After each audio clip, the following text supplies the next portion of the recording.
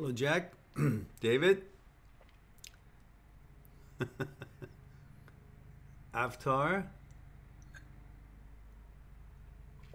Emmanuel.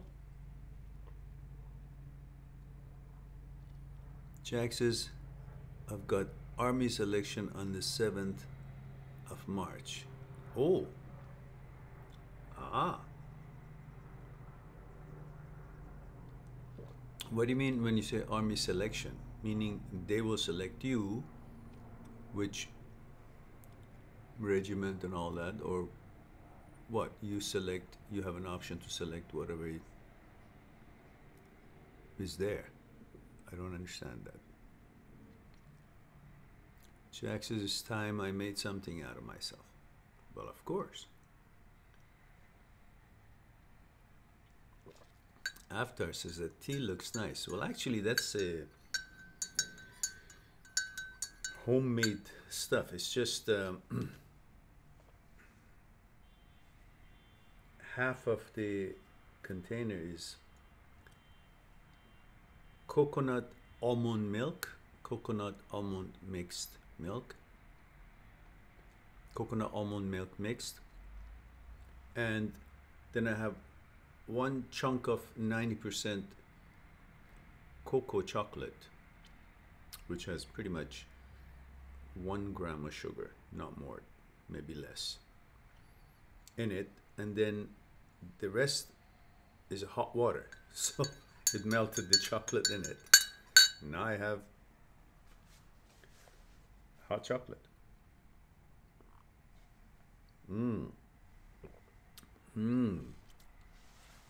Not bad. Mind you, I had plan B just in case it tasted awful. I had plan B here, ready to go, so I didn't have to get up and go get it.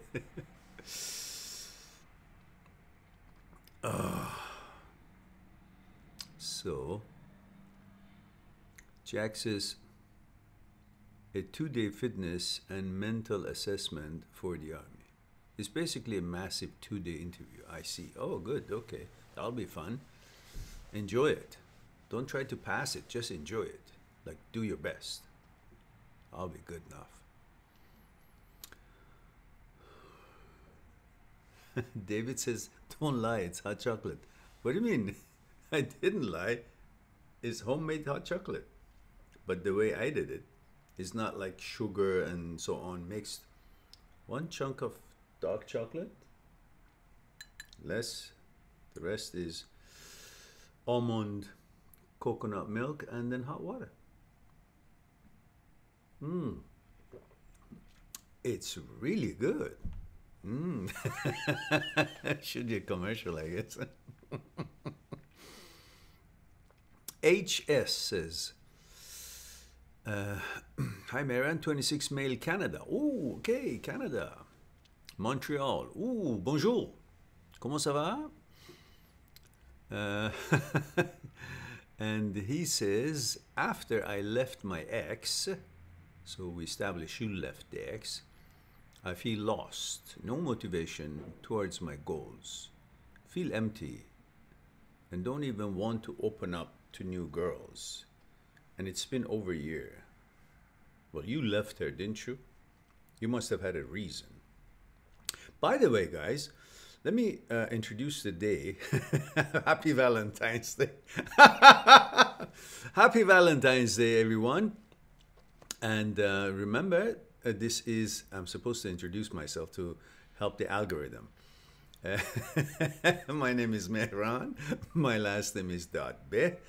And I have a YouTube channel here that we have uploads every day. We have over 1,300 videos now, and we have live talks, and this is the 277th live talk we have. What else? We talk about matters of life, things to do with mind, thoughts, energy of the universe, consciousness, fear, desire, ego, pleasure, order, mechanical process, material process, and all these things that have to do with the movement of the mind and how we negotiate the day-to-day of our lives. Now, having said that, make sure you subscribe if you haven't, and make sure you like it, the live talk, if you haven't clicked. So now that I've done my things, we'll do the plug on the books and the site later. Now let's get back to the main event. I don't know the things that I gotta do to get this channel known. And who pays attention anyhow, right? So HX says,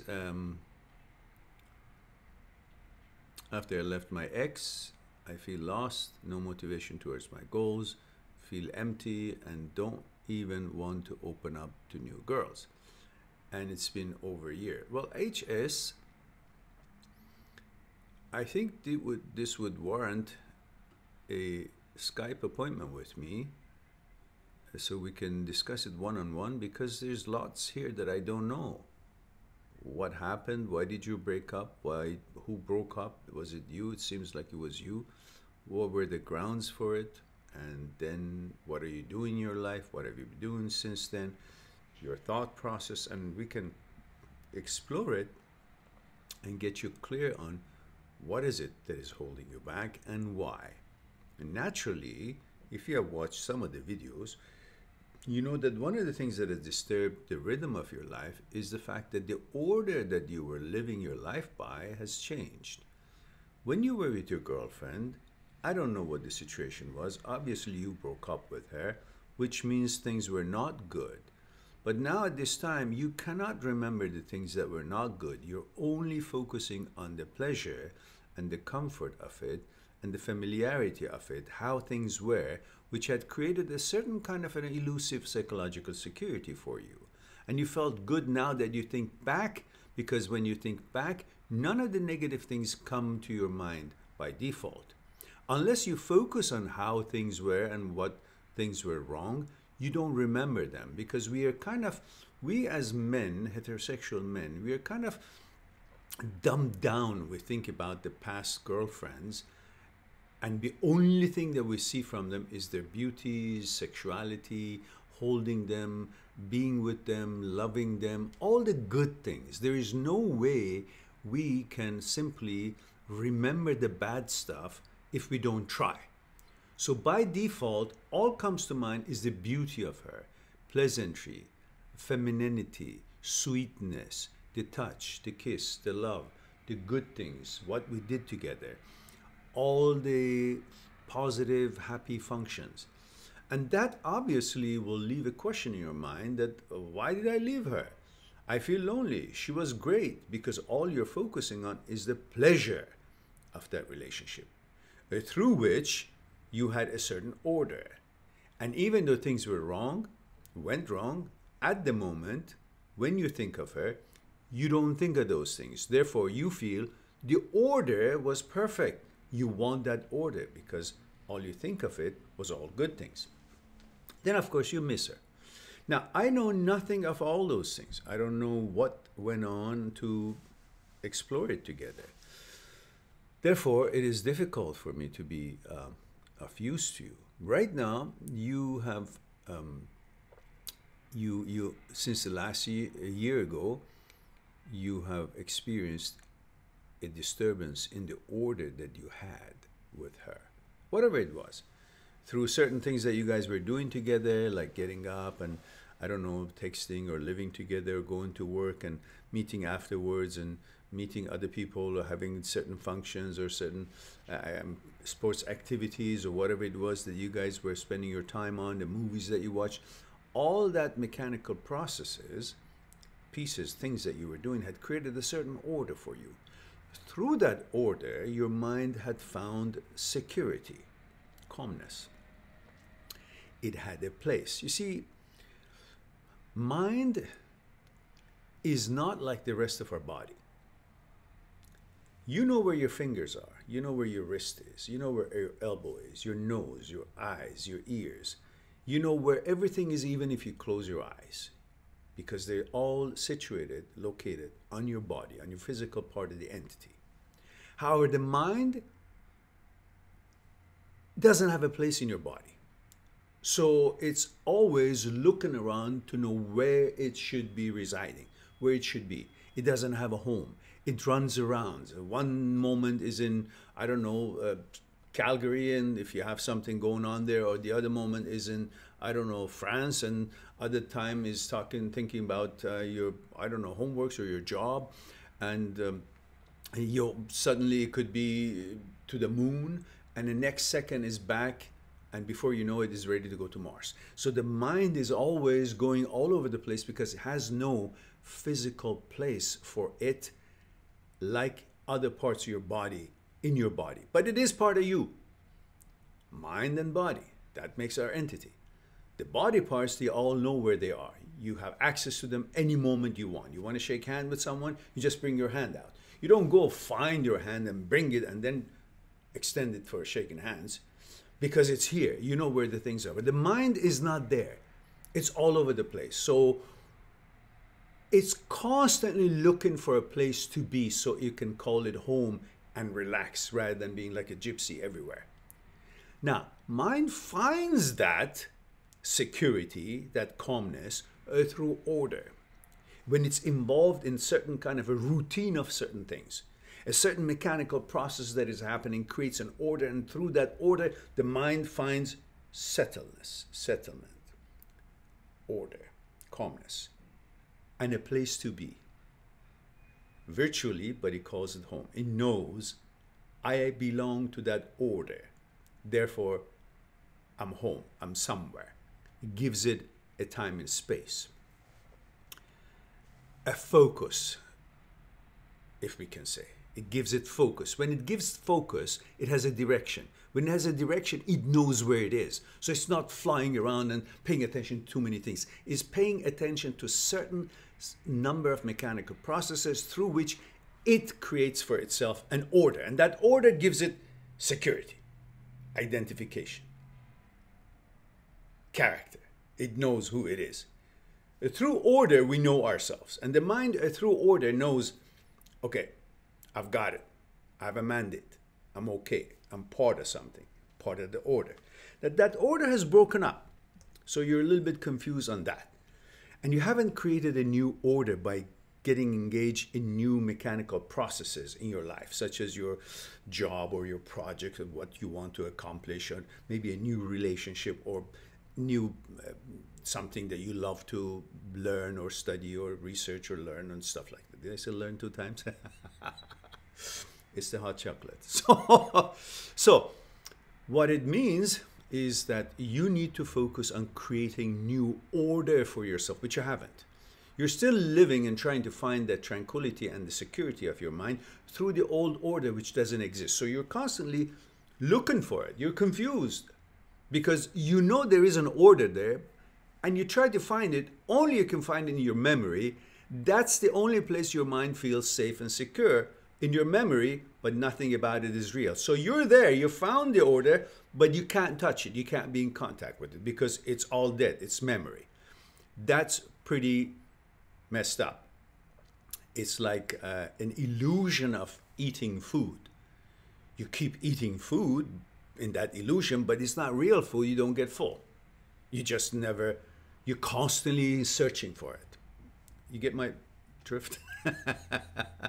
So having said that, perhaps you want to make an appointment with me and we can talk further on that. But in the meantime, you can focus on creating new order for yourself.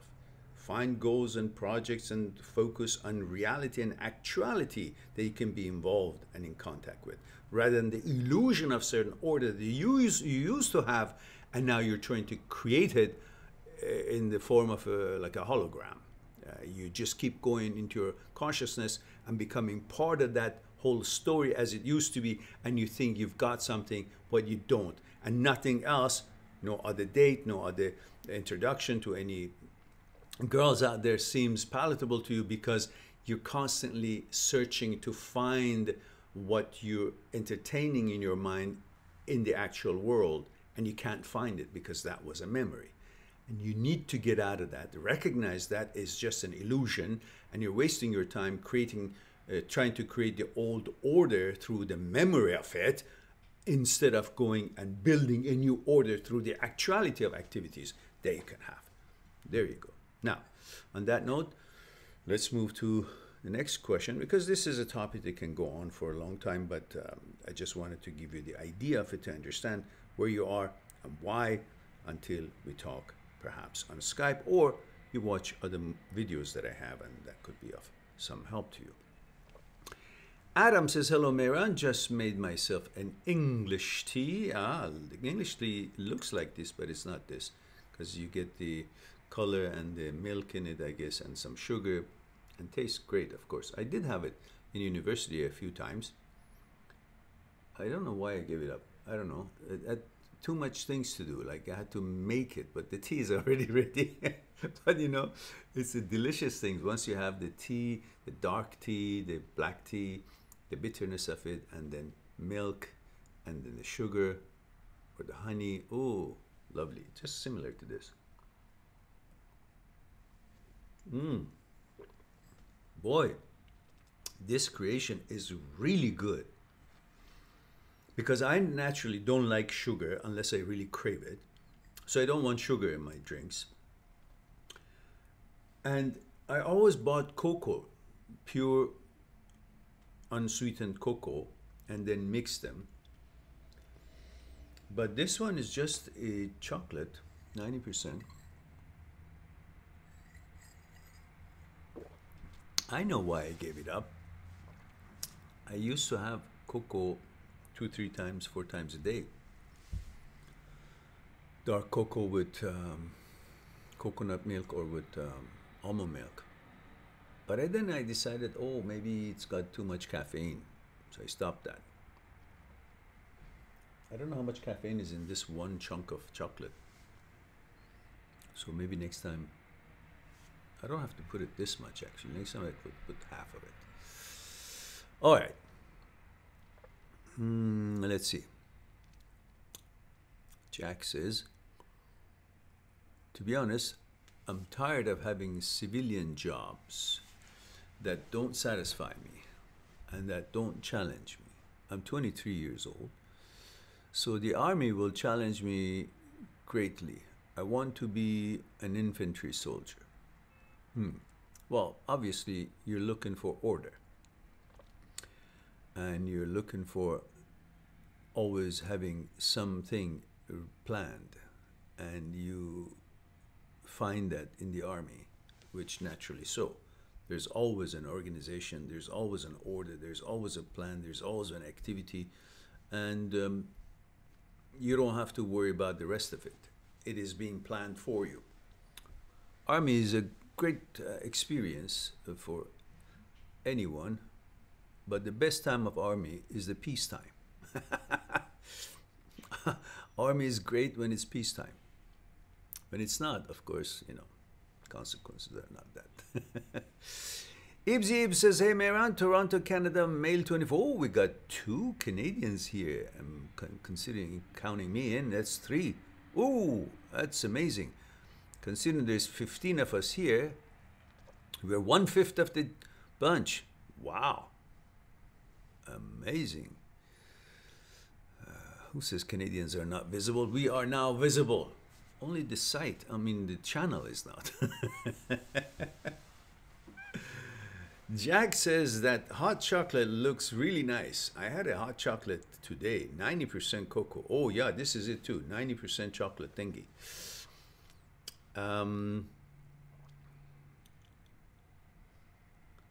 Emmanuel says, apparently Aso has graduated from this channel. Yeah, I haven't seen Aso for a long time. I hope she's well and she's doing good. Adriel Ledi says, love your videos and how your mind works. Oh, delighted to hear that. But remember, guys, you guys were supposed to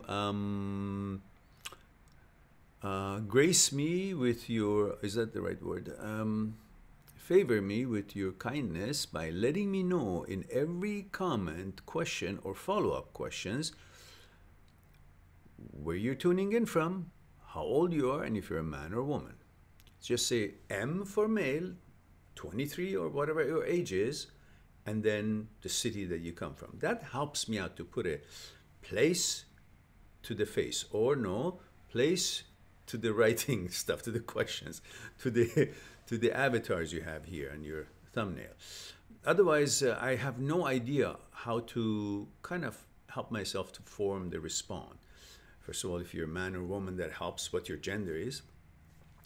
Where you're tuning in from tells me a little bit about your culture, background, values, and certain kind of traditional customs, and that could maybe help me to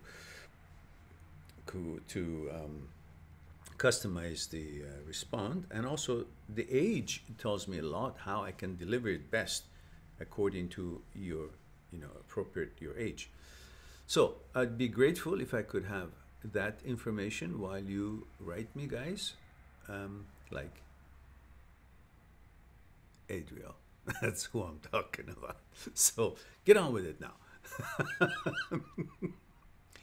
Ibsy Ib says, my question, sir, is that ever since I broke up with my ex and crashed and chased her like a dog and asked her back. Okay, I don't get it. Is that a question or is it a sentence? It says, my question, sir, is that ever since I broke up with my ex and chased her like a dog and asked her back, then there's a period. So it's not a question. It's just a prelude to something, I guess. Here it is. I told my friends about it and moaned to them in months. Now I'm regretting telling them because all they ever do is talk behind my back. I'm a very shy and anxious man. Sir, and any advice to cope? It's not a good feeling seeing people talk about how much a loser I am. I guess I had it coming. First of all, you're not a loser. If you're expressing emotion about something that you're passionate about and you love, whether it's a person or it's an event or if it's an animal or it's something that you like to research or read, there's nothing wrong about it. And in this case, if it's a girl that you happen to be infatuated with, love her, or whatever it is, and you can't have her, or she's not interested, or somehow things didn't go the way you wanted it to go, that's not being a loser. Just being a human being, has emotions about something and interest about something. That's it. What's wrong with that? There's nothing wrong with that. The way you deal with it is where things become wrong or not. That's one thing. So get that loser thing out of your head. It's nonsense. What does that mean? Just if I want something, if I get it, I'm not a loser. If I don't get it, I'm a loser. What does that mean? If I'm not there, none of that is created. At least I have feelings and emotions and ability to want something, desire something. That means I'm alive. Now, whether I get it or not get it, that doesn't make me a loser or winner. It just means things were compatible or things were not compatible. Simple. Don't, put a label on yourself. That's stupid. And obviously you're not stupid because you're aware of all these things. So secondly, you shouldn't have told your friends everything how you feel. Sometimes you may have one close friend that you share some things, and that's good. Or maybe two. But if you constantly talk about it, they will think that it's not about that you couldn't get her and they call you loser. No, not at all. It's the fact that they think something happened in your life, like it happens to everyone in their own lives, but you're not able to cope with it. That's what is derogatory about you in their minds. Not the fact that you didn't get the girl. It's the fact that you constantly go on about it instead of going on about your life, building your life, replacing what feeling and emotions you had with this girl, about this girl, to have it towards another girl. This is what makes a difference in the image you create of yourself in their minds and of yourself in your own mind. When something doesn't go right, let's say a relationship, then okay, it's not the end of the world. You go on and find another one. Don't sit there and think, why? Because you want to be lazy. You don't want to go through the same process of, bonding with that girl because it took a while getting to know her and playing all the tunes and dances and all that. But that's part of the game. You just want to be lazy. You don't want to do that anymore. And the fact that you're shy a little bit, you think, what? She did you a favor? No, you're a great guy. You have lots of good qualities probably, and that's why she was attracted to you. And because you became needy maybe a lot, and she doesn't have much confidence in herself. So if you become needy, she will figure, oh, why is he so needy of me? Who am I? I don't think I'm that hot. I don't think I'm that important. So if he really thinks I'm that important, which I don't think, but he's really needy towards me, and I don't think I'm really that hot, so that means he's not much. I don't think I'm that much. So why is he so too interested in me? If I'm not that much and he's interested in me, which I'm not that much, I don't think so, I don't have that much confidence, then he must not be much. Then she'll start thinking you're not good enough for her. When all along she thought, well, she's just having a good time with you and everything is good.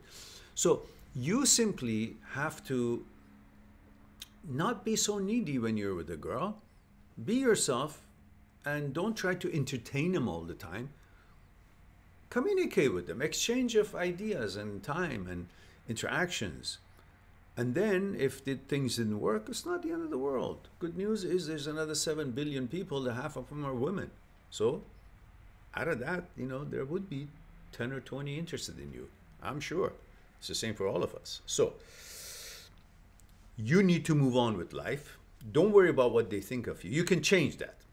Once you change your attitude towards what it is you're dealing with, their idea and opinion about you will change as well. Don't worry about that. Focus on what's important. The roots of how they think about you, the way you say it, it's you.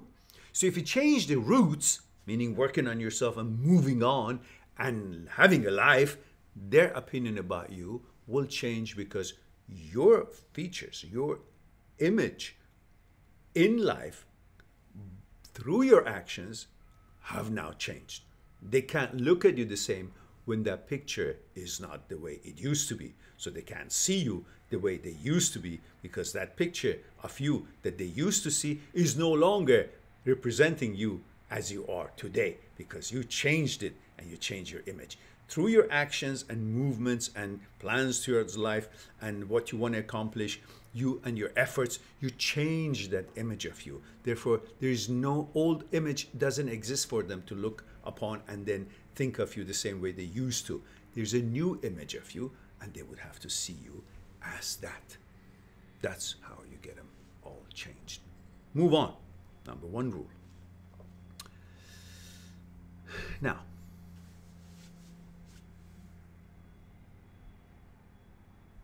Mr. Consistency says, Mehran, hello.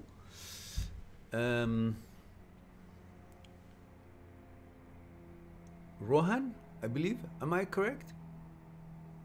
Am I remembering it right, Rohan? It says, Mehran, how is the tea? Actually, wunderbar. But I'm now going to switch it to my second plan. Oh yeah, this is better. Chamomile. Today's tea is presented by Chamomile, President's Choice. Here we go.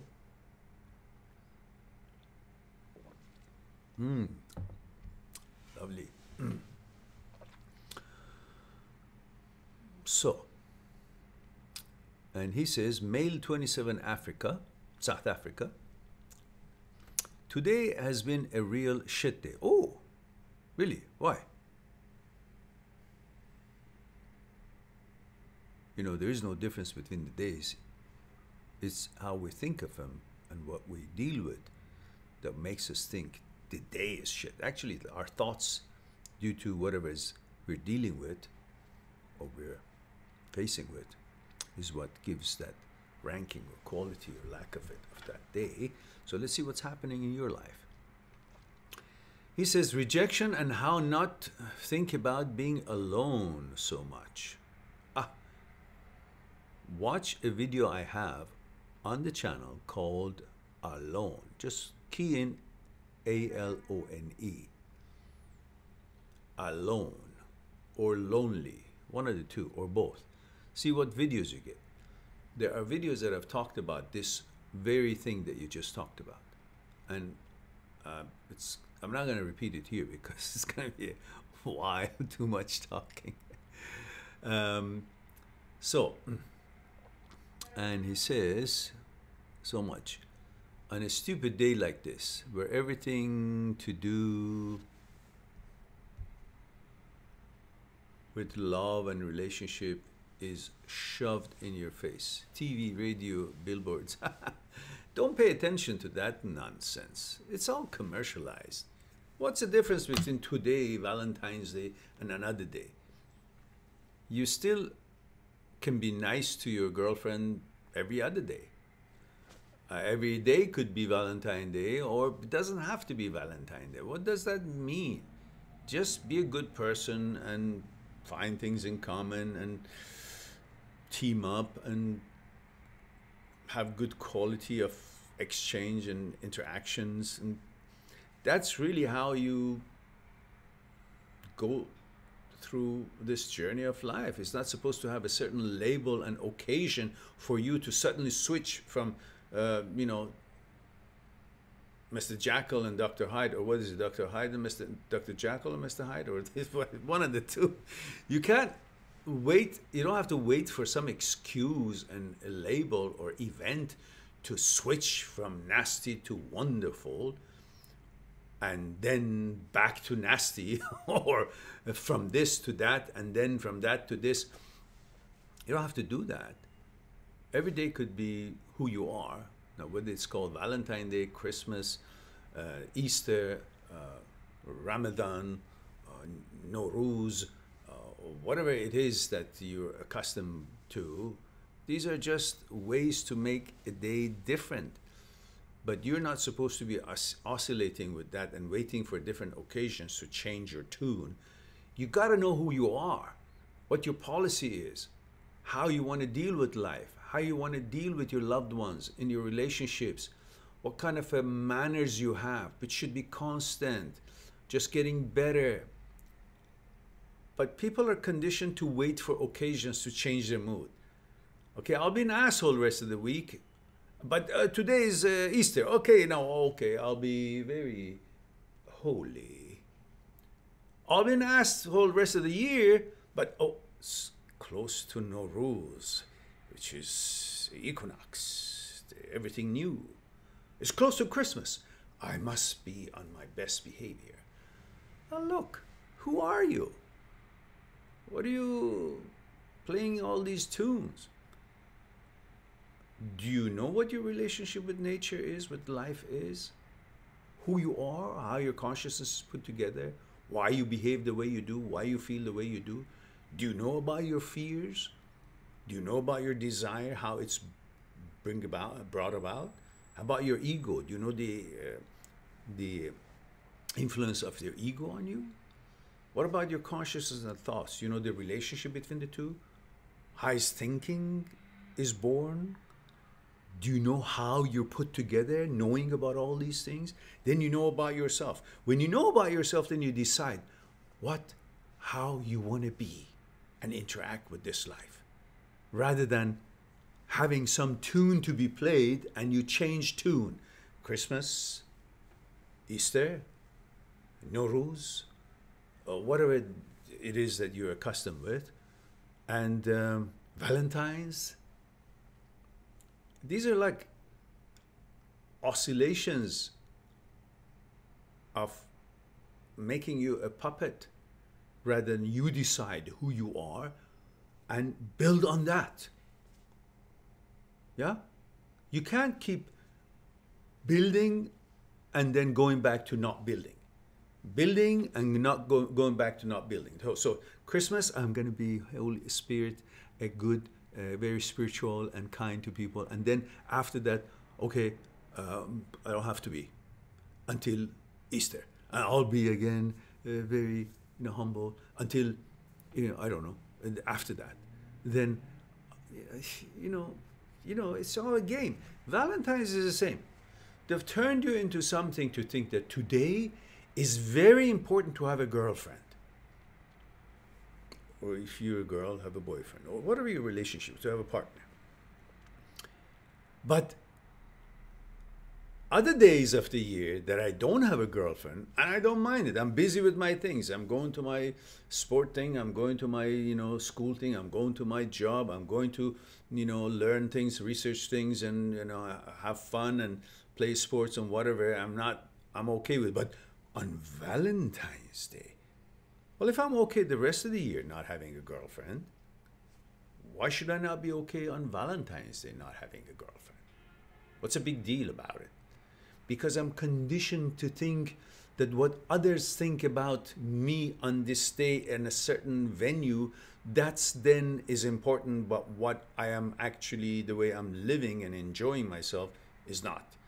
I'm always been conditioned to think that others' opinions and the society's opinion, the traditions and customs' opinion is what I should comply with before I can agree and accept myself as who I want to be, which is sort of being controlled by something other than your own watcher, on your own controller, your own thoughts, which that by itself is another issue that we've discussed here. But we're gone beyond that, and we now don't settle with the fact that we have a higher self of ours that we have created, and we have it watch all our thoughts and judge us by our own thoughts, judging our own thoughts. Now we've gone beyond it and say, okay, let others now judge us and piss on us. Let be a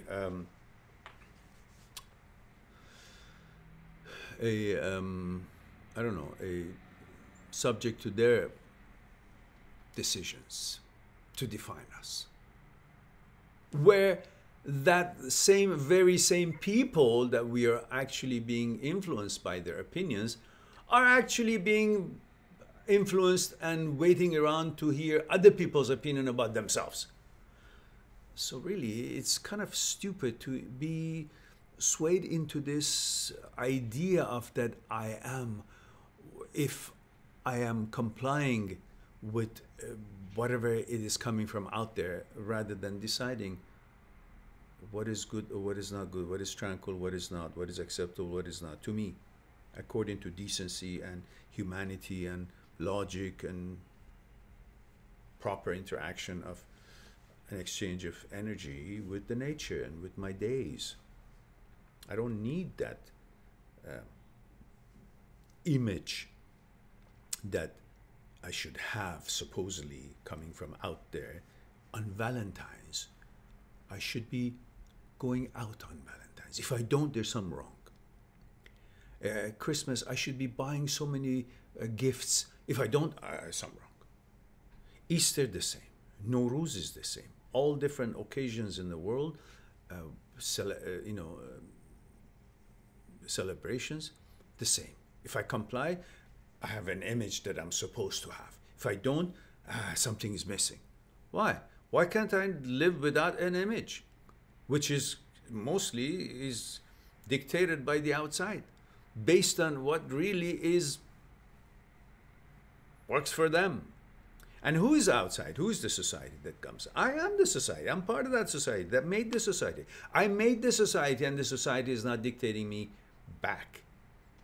So if I change my way of thinking, then the society that is created based on our interactions and influences and thinkings will also change, and then we will have a society with no image, doesn't care about image, and me, myself, don't have an image, don't care about it, and won't be influenced by the image that people may have of me in their mind, and me having the image I will be having of me in my own mind. So there will be no image, there will be no judgment of me about me and of them about me. Therefore, everybody will live in comfort, whether it's Valentine, this or that, and so on. Who cares? So, Having said that, I hope you guys got something out of it, because I really didn't. No. Just kidding. Now,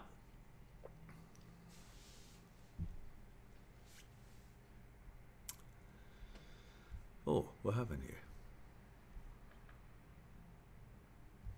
Mm-hmm.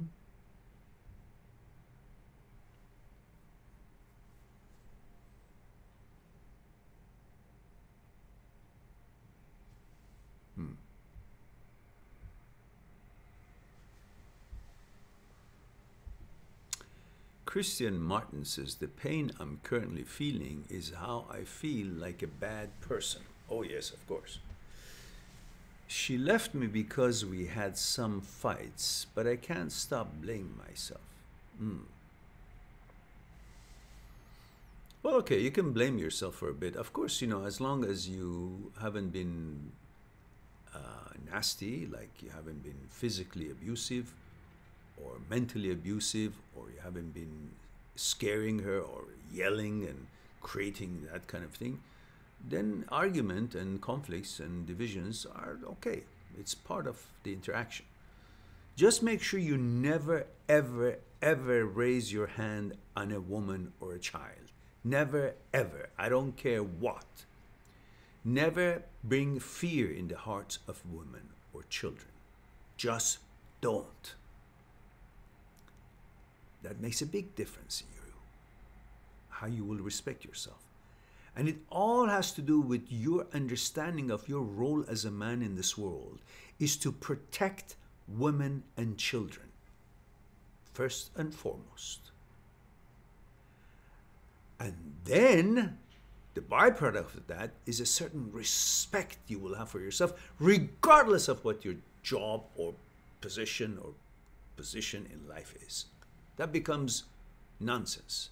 What is important is who you are. And who you are is explained through your actions in life. And first and foremost, your actions must focus on bringing safety and security to women and children. That's it. Without expectations.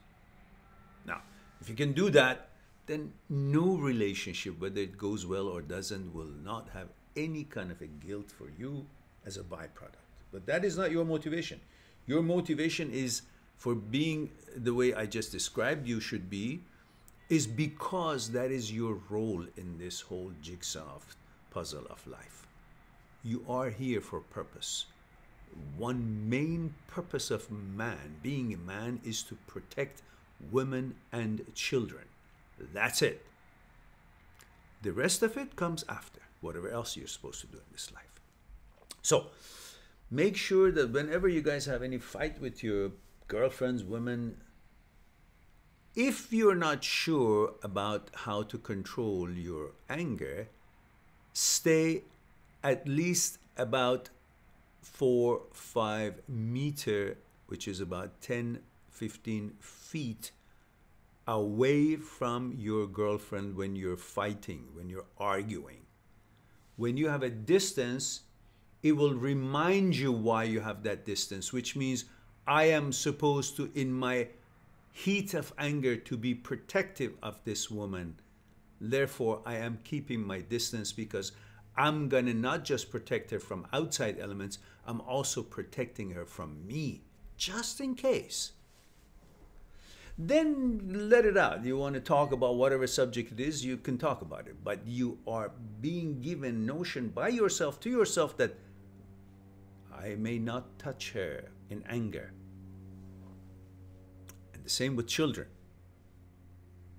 Especially children are shorter than you, and you're up here with your finger to their face and yelling brings so much fear. That's cowardly. That's never manly. Being a man is about protecting the weak. And I don't mean weak by being facetious or being demeaning a woman. No. Meaning, you should not put yourself in a position of power when you're dealing with something that should be dealt with integrity, with care, with kindness, and with logic. So when you have that distance and you're discussing, then you make sure that you keep your voice down and just interact. You cannot win an argument or deliver a point by simply yelling.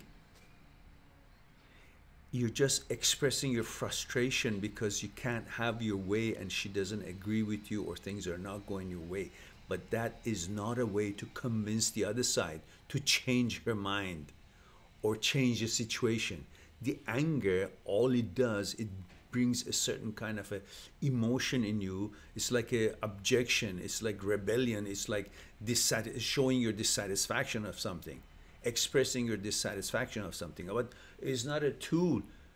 If you bring fear to someone's heart to comply to or agree to something that you want, you can't count on that agreement to be of value because it's under duress.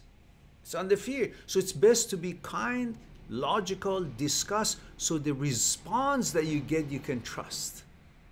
You can trust that response. You'll have no more question about it because it was made in safety. She made, or your counterpart made that decision in security, in safety, not out of fear, to preserve herself, to protect herself. So especially with children, when you're above liquor, they're low, and that's too much power for them, and that's not good. That's not manly. Being a man is a lot different than being a male. If you're a male, you can't think that you're also a man. Being a man is a character, not based on your genitalia. Otherwise, if that was the case, donkey would have been a man. A donkey is a male, but it's not a man. Man is a character, how you feel, how you affect the society and people around you with care, positivity, safety, security, bring tranquility, happiness. They feel drawn to you. The anger should be used when there is a reason to protect the innocent, to protect yourself from danger, from some harm, serious harm, or protecting women and children. That's when the anger comes into the picture. And when you get angry, then you should get angry so it can help you to defend whatever it is that you're defending. I mean, real danger, not argument. They say get angry so the wild animals flee. And then you should also be able to extend key and kindness so the children will draw near. That's the behavior of a man. There for protection, not to bring harm to anyone, especially women and children. That's your Valentine lesson forever. If you really want to be a man that'll be proud of yourself, never forget, never raise your hand on a woman or a child. Discuss things. They are free human beings, and every living being deserves to be treated with kindness and logic and discussion and conversation, even if it's an animal. Yeah? All right, let's go on with this non-ending conversation here, the topic here anyhow. Okay.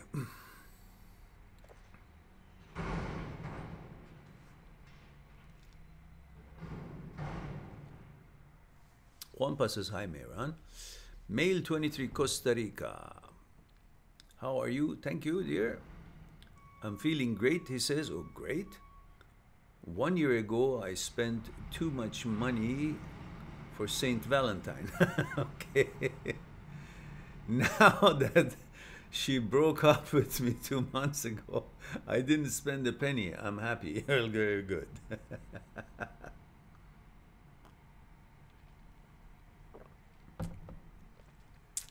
Valentine should not be an excuse for you to only spend money for your girlfriend on one day a year and the rest of the year, well, it's not Valentine, so I don't have to do it. No, you don't have to do anything on Valentine, but be nice every day. And I'm sure what I'm saying, I'm directing you to the men who are watching this, but it goes for the women too. Be nice to your boyfriends. Do the same things. Don't be nasty. It goes both ways. Just as they need to focus to be a real man, and you need to focus to be a real woman. And there is a way to be a real woman. Just being a female doesn't make you a woman. You know, you got to have that character of being a woman.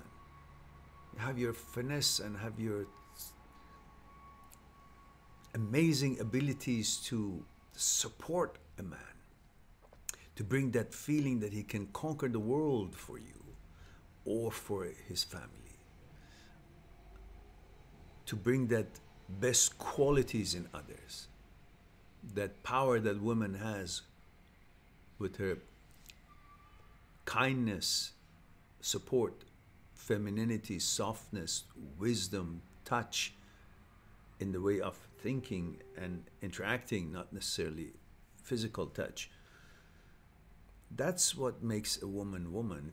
That whole feeling of turning a house to a home, turning a life to an experience of learning and joy. These are some of the characters, some of the things that a woman can do alongside of all other things that they're interested and capable to accomplish in their lives. But let's don't forget, just bringing money for a man is not making him a man. And just bringing money and have a good career for a woman, that doesn't mean that's the end of their ability or their womanhood or how to be a woman. These are just part of the things that both men and women are capable to accomplish, to study, get educated, have a career, bring, I don't know, money, be accomplishing other tasks that they're interested in life. But that has nothing to do with the actual fact that before anything else, there are other capabilities that they have, and they can bring so many other wonderful things in a relationship. How to be a woman, how to be a man is beyond the commercial end of it, the education and the job and the money and all that. That's a personal things that you both are capable. But we're talking about what happened to that womanhood, female, that would make the whole family centered, calm, relaxed, the organization, the discipline, the communication, the kindness, the care. I don't know. I know today you can't even talk about the woman used to cook at home. Oh, is that what the woman is all about? No, we're not talking about. But it's one of the wonderful things and capabilities and characters and abilities the woman had, and still has. We can't just simply say because woman is far more capable than just being a homemaker, then we should forget about the woman's ability to be a homemaker. She can be both, like a man can be. Man can come home and clean and wash the dishes as well. But we're not talking about all those that we all believe that both should cooperate and help each other in managing the life and in interacting with the commercial end of life. But we're talking about what makes a family work, and that is kindness, love, specialities, things that each are good at.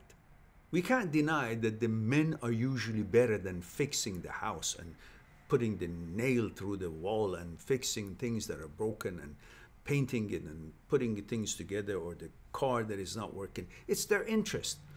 And women, beside all other abilities and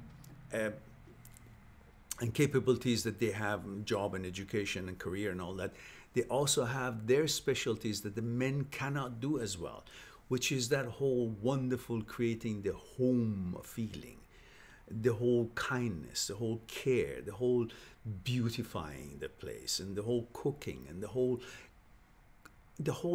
interaction and the presence of the energy of women, the energy that the woman can bring into the family, into the relationship, into a place, is not the same energy that the man can bring. And they both have to understand that. We can't just say because both can work, both can be pilots, both can be engineers, both can be lawyers, both can be anything they want to be, it just means they're also the same. They're not the same. They still have specialties that one has over the other one in different ways. And that is what I'm trying to say, that to be a woman is not about being a female, and to be a man is not about to be a male. There's a lot more to be a woman and to be a man. And the fact that there's so many similarities in capabilities of women and men today, that doesn't and shouldn't stop them from being that wonderful qualities and wonderful characters and center people that they always were in the good old days as well. They can have both. Don't forget how woman is a woman and how man is a man. That's what gives it that certain order that is missing in many relationships and many families, because everyone wants to be everything. You can't. Men cannot be good women and women cannot be good men. Therefore, let's stick to what it is that we are here as. You're a man, be a good, kind, real man by your behavior. And if you're a woman, be a woman, a good, kind, wise, and have that woman's touch into the relationship, into the family, into your life. Without women's real energy in this world cannot be the same. Don't deny this world from bringing your energy into this world, women. Don't try to become like men. If men were really that good, we wouldn't need you. We are not. We need that women's influence, touch. And men, let men be men. And while they should consider how they can grow and develop and be wise and kind and protective and all that, they should not forget that they are here for a reason, to be and remain as men and act and have their place in this world, together with the cooperation of men and women and all people, whatever your gender is. This world can be what it is. Otherwise, if you lose your own identity and try to just focus on what the politics says and what brings votes and what the,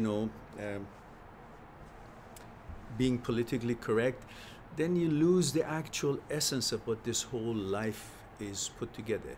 So it should be a good balance. Okay, let's end this conversation because it can go on forever. Anyhow, I don't know where we got here. How did we get here?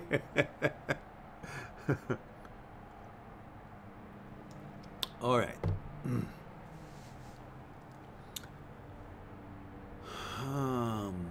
I think it was about Mr. Consistencies that got us to that discussion. Anoop says, it's okay, stuck this. It's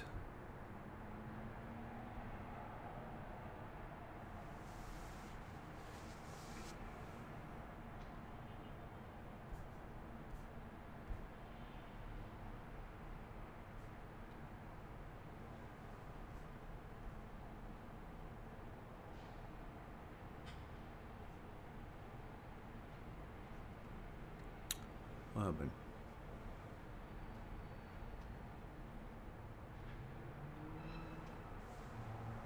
Mr. Consistency says, all that cocoa, no wonder you're so wise. Really? Is it the cocoa? I should have a lot more because I think I miss lots of wisdom. That's how I see it.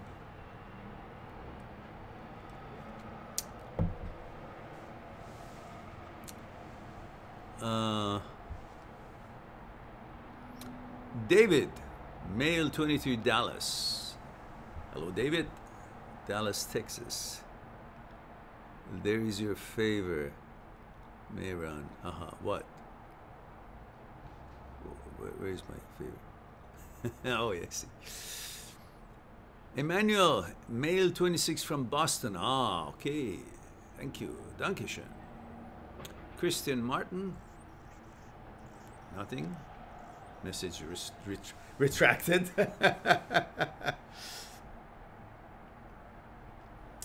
Emmanuel says, kind of interesting that you have never talked about songs in relation to breakups.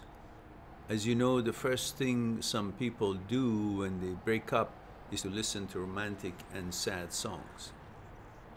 This obviously increases the pain they have and often make them believe that they should go back to the ex, since they take the lyrics of the song so to their soul. Yes, of course.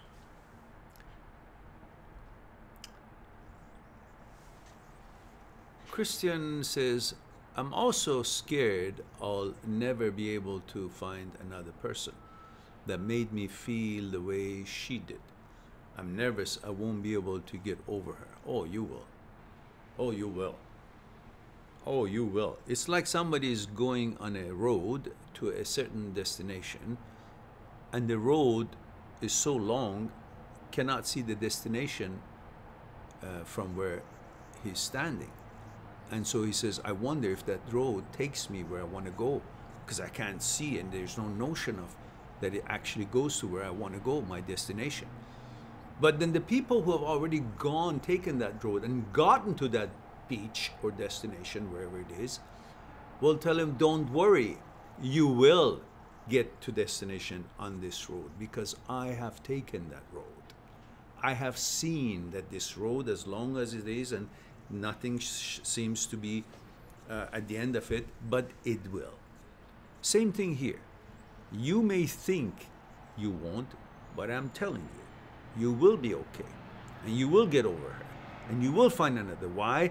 Because there are people in this world have gone this road before, and they have seen that what you say is not true. And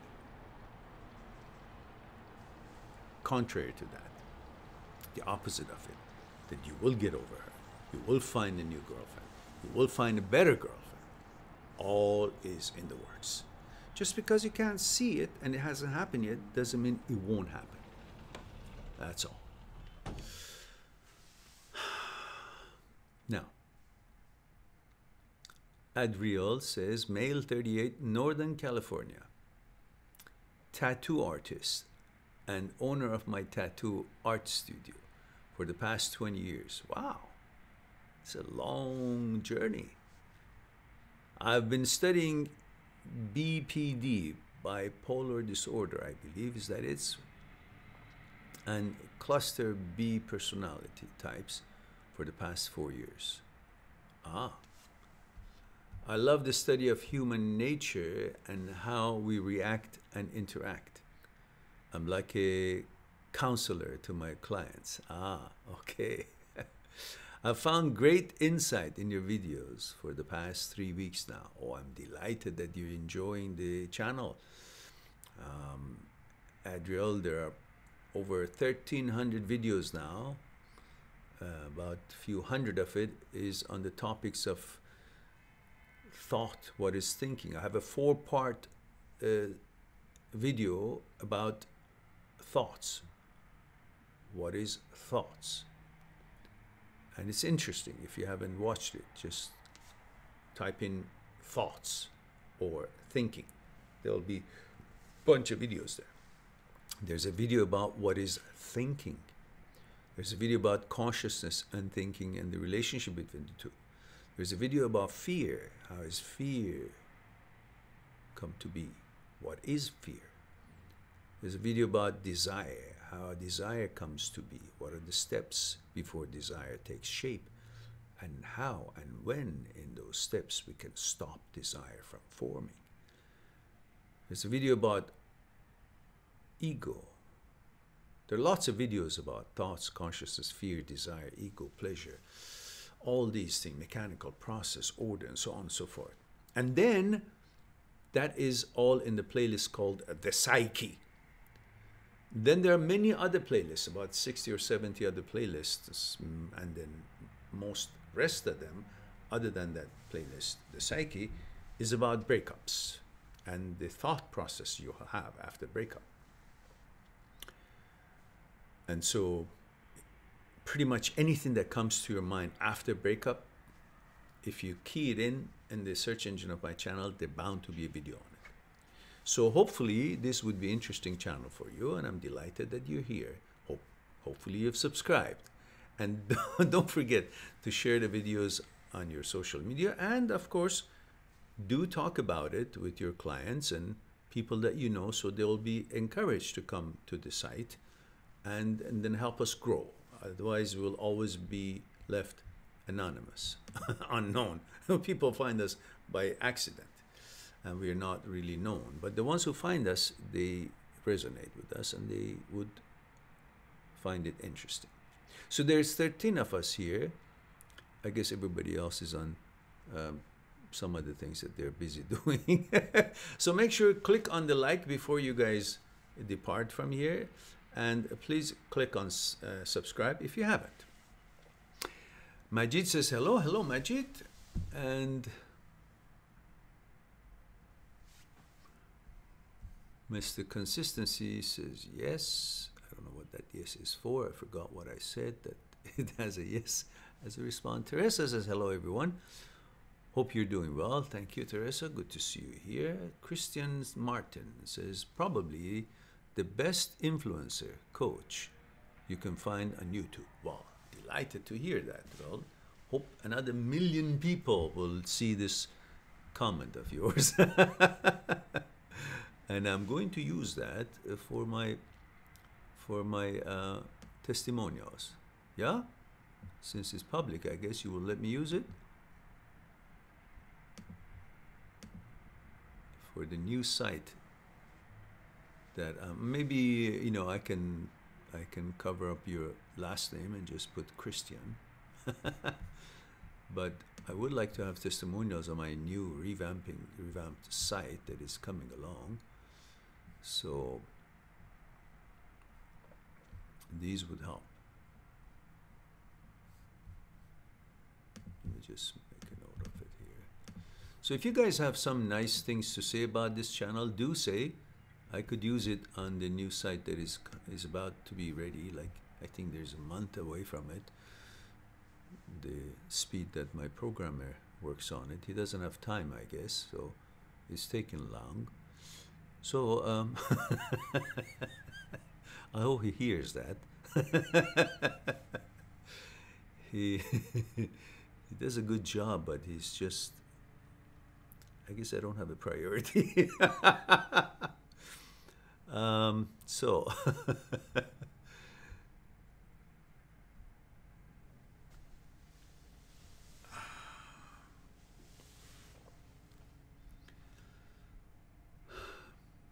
Mr. Consistent says, you got my name correct and remembered.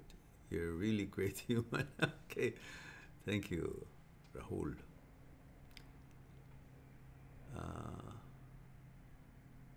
Dawn, oh, I haven't seen you for a long time, Dawn. Says, hello, lovely Mehran. Oh, that makes me feel really good. Happy Valentine's Day to you and the chat room. Ah, happy Valentine's Day to you as well, dear. Good of you to be here.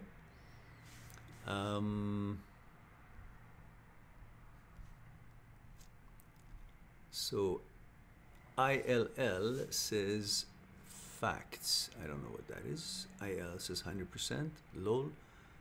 How can we create a positive image of ourselves? Don't create the positive. Don't create the image, it will be positive.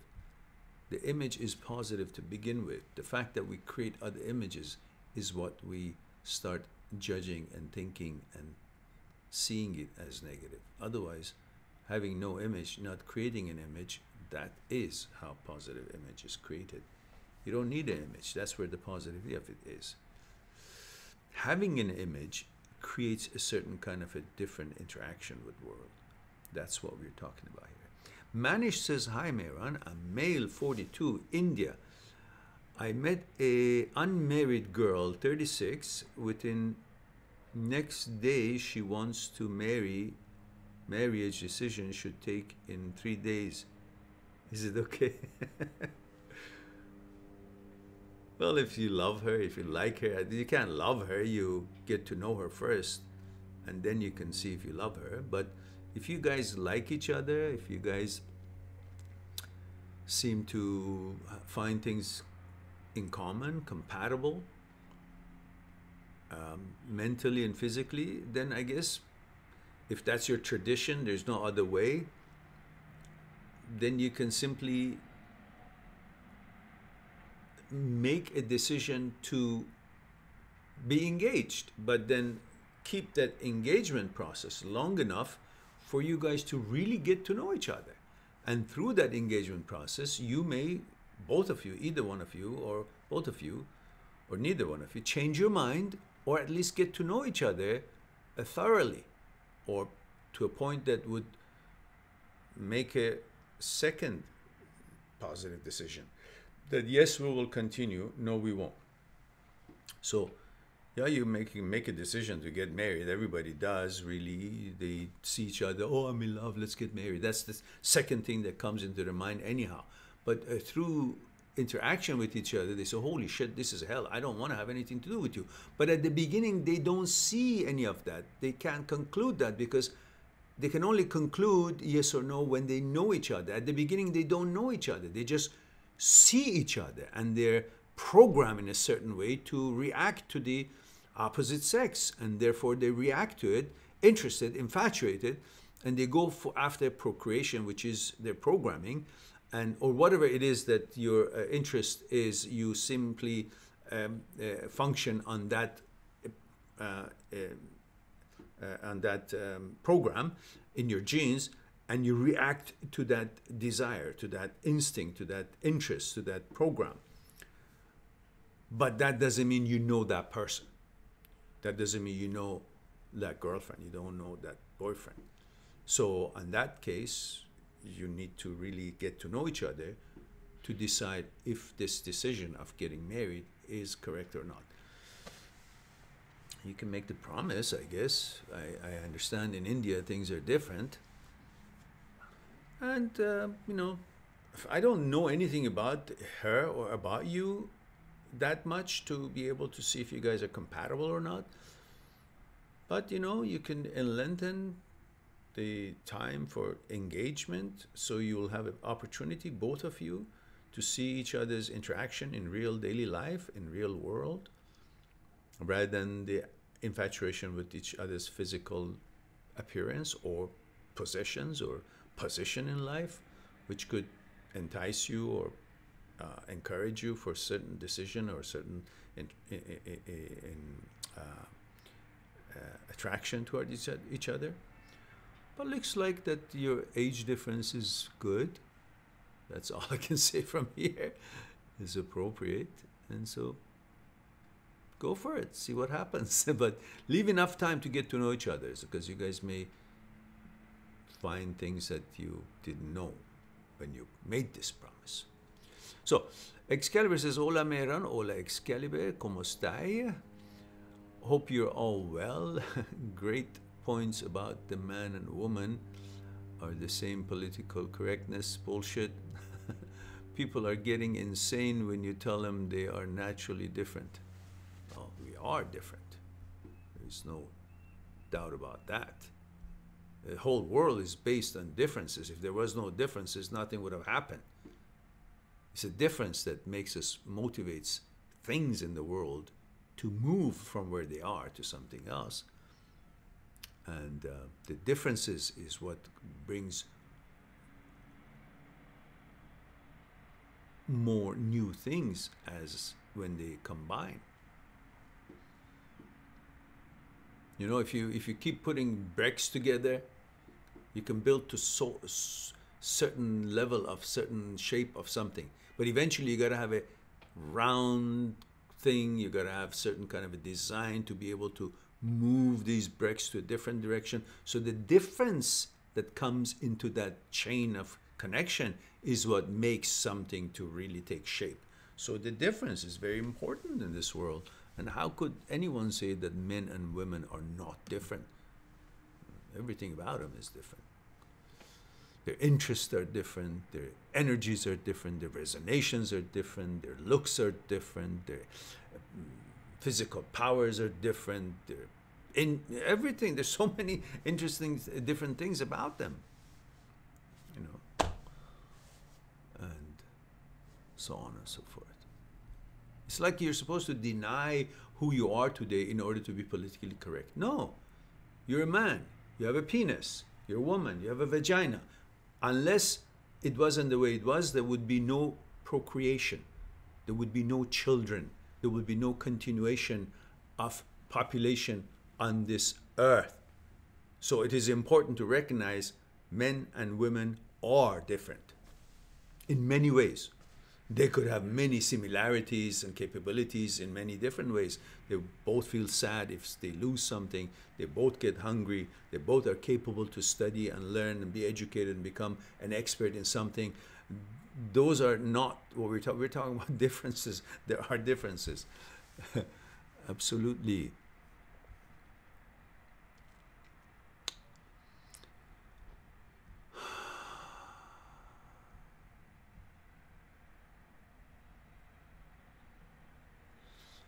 El says, is this channel only about relationships? No.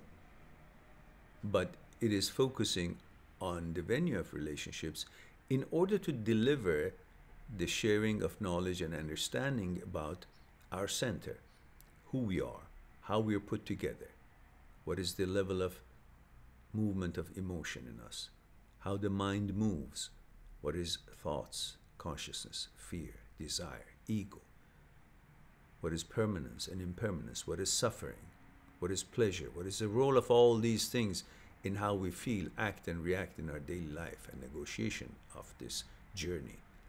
But we use this forum of breakup, which everybody shares, in order to bring and discuss those points, use those points to get to know ourselves better. And of course, if you look at the playlist, the Psyche, you will see what this channel is really based on. Now, Milan V says, should I remove my ex from social media? Yeah, sure. Why not? What do you do with her? You already knew her and gone as far as you guys could, and then didn't go any further. So you broke up. So what do you want her there for again? To do the same thing? No. Move on. Move on with your life. Build new. Bring new. Daniel says, I told about 5 people about your channel. It's really good, Mehran, and never give up. I appreciate that. Delighted that you're enjoying it. And thank you for sharing that with your friends. You will get to your goal of 1 million subs. Greetings from Daniel, Amsterdam 33. Thank you very much for the vote of confidence and kindness and kind words. I'm delighted to hear that. That is exactly what I want to hear, that people are enjoying the channel and benefiting from it, and they're also extending good energy for us to grow and reach more people, show them that there is support available for them, and at the same time be able to make this channel a viable channel and to be able to allocate more time to it before I get too old. Mr. Consistency. Okay, talking with the others. Dawn says, you're the best. I love you muchly. Oh, I love you too, Dawn. Thank you very much for your kindness. Kind words always makes a difference. And she says, I haven't been online when you're streaming live. I'm still around, just been busy. Hope you and yours are well. Thank you, Dawn. Appreciate it. Very kind of you. And thanks for the love. Excalibur, talking to consistency. ILL says, who is those 3 people that didn't like the video yet? Thank you, El. Thank you for getting on their case. Well, there's some people who forget, and some people who simply don't enjoy it, or we are now big enough that we have haters. Those are the people that sometimes I see. Usually I have 1 or 2 dislikes, but in my couple of live streams ago, in 2 live streams ago, one of them, I had 3 dislikes. I'd never seen that. And I actually know what that live stream was. It was a wonderful live stream. It was great, and everybody enjoyed it. And so that means we do have trolls. We are like a normal channel. We have trolls, we have haters, and so that's part of it. So let it be. If I find them, I'll block them, but I don't know who they are. So, because I mean, if I find them, if they're genuinely dislike the channel, that's fine. I won't touch that. But sometimes when the trolls come and start creating trouble in our live talks, then I find them, then I block them. So we don't have to deal with that nonsense. Otherwise, of course, you're free to thumb up or thumb down. But if it's thumb down, just don't. The algorithm won't like it. Michael Hurdalik says, hello, Mehran. Hello, Michael. Says, how are you? Thank you, dear. Hope you're well as well. He says, I slept with my ex. Oh, congratulations. With just want to know your opinion about a situation like this. Male 24, Czechoslovakia. Well, hope you guys enjoyed it. It was consensual, both like each other, and you're of legal age, and what else to say? Hopefully it was enjoyable. But remember, if the intention of that intimacy was the same for you and her both or not, you may just wanted to have sex, you may just wanted to have a fling, you were just horny, or was it more? But that could have been your motivation, but her motivation is not necessarily like a man's motivation that you expressed, that you just wanted to have sex. Maybe she also just wanted to have sex, and as long as that's the same with you and her, that's great. But remember, she's more sensitive. Maybe she expects a little bit more. Maybe she's not treating that intimacy just as lightly as you are treating it, or maybe she's treating it lightly, you're not treating it like, you're taking it very seriously. Make sure you understand, both of you, where you are after that. You can talk about it. If you guys like each other still and want to give it another go, well, go ahead. If you just slept with each other because you guys both don't have anybody else and wanted sex, well, at least that's clear between the two of you. Maybe it would be called for to have such discussion, short discussion, light discussion about that, to make sure that neither one is getting hurt there or is under a certain kind of a presumption of how things are. So it will be not going to be hurting you guys afterwards. That's possibly something to consider.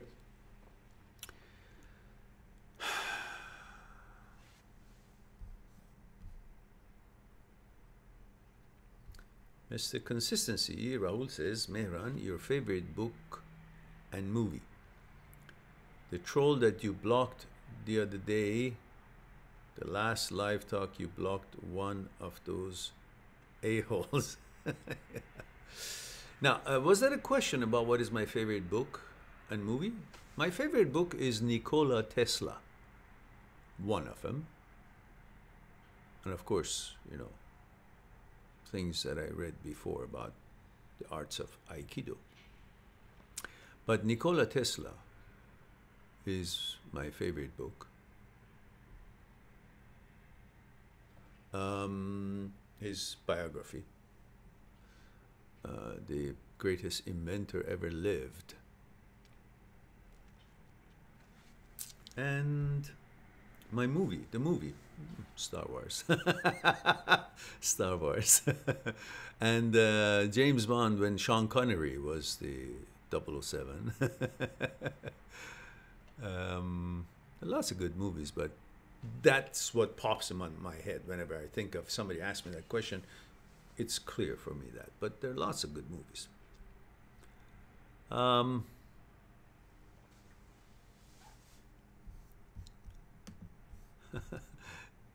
Thank you, El. I don't know, somebody did.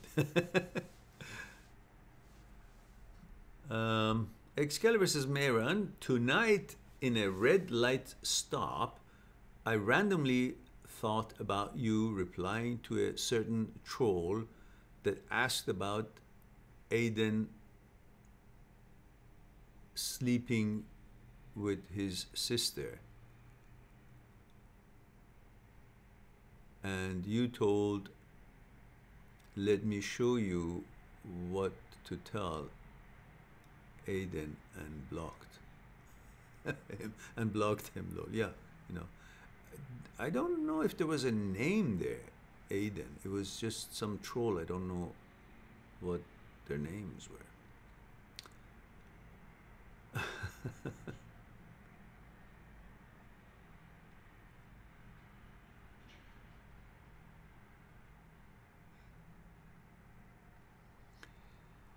Mr. Consistency says, have you read The Art of War? No. I'll look into getting that book. Yeah, you love the lasers and 007 because you dressing like him lately. Like who? Like 007? What? 007 has a shirt like this? or you're just complimenting me that I'm a 007. Well, okay, thank you. Roman G says, nice to see you, Mr. Dadbeh, our Jedi master of wisdom and positive energy. Oh my goodness, you're the you're the promotional manager for the hour. If you have few people like you guys, that we should soon be popular, more than 1 million subs. And he says, how are you doing? Hope you're doing well. Male 32 Israel. Hello, Roman. Good of you to join us. You haven't been around for a while. Hope everything is well for you. And thank you for the kind words.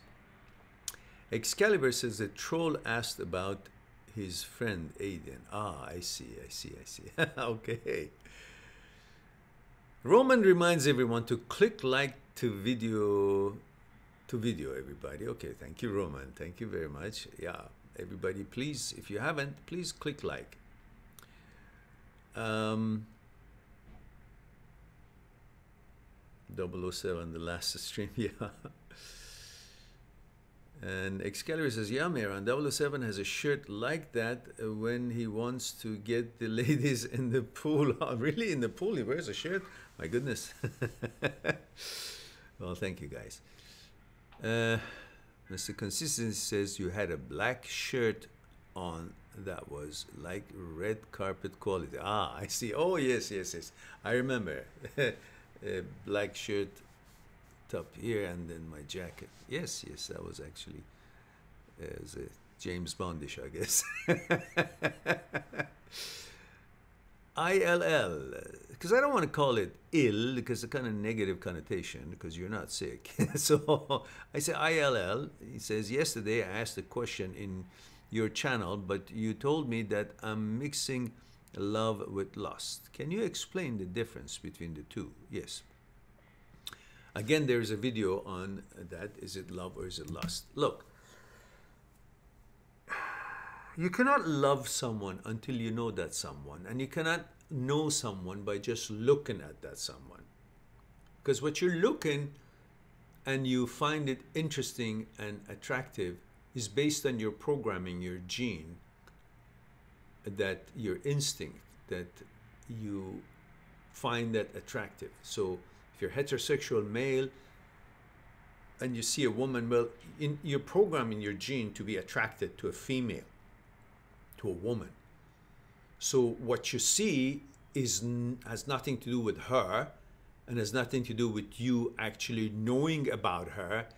You're just simply programmed to have that feeling towards her for procreation, to want to be mating with her, provided you're of legal age and all that, you know, that goes without saying. So when you see someone and you think, oh, I love her, you don't love her, you lust for her, because that's your program to be attracted to that gender and you want to be with her, and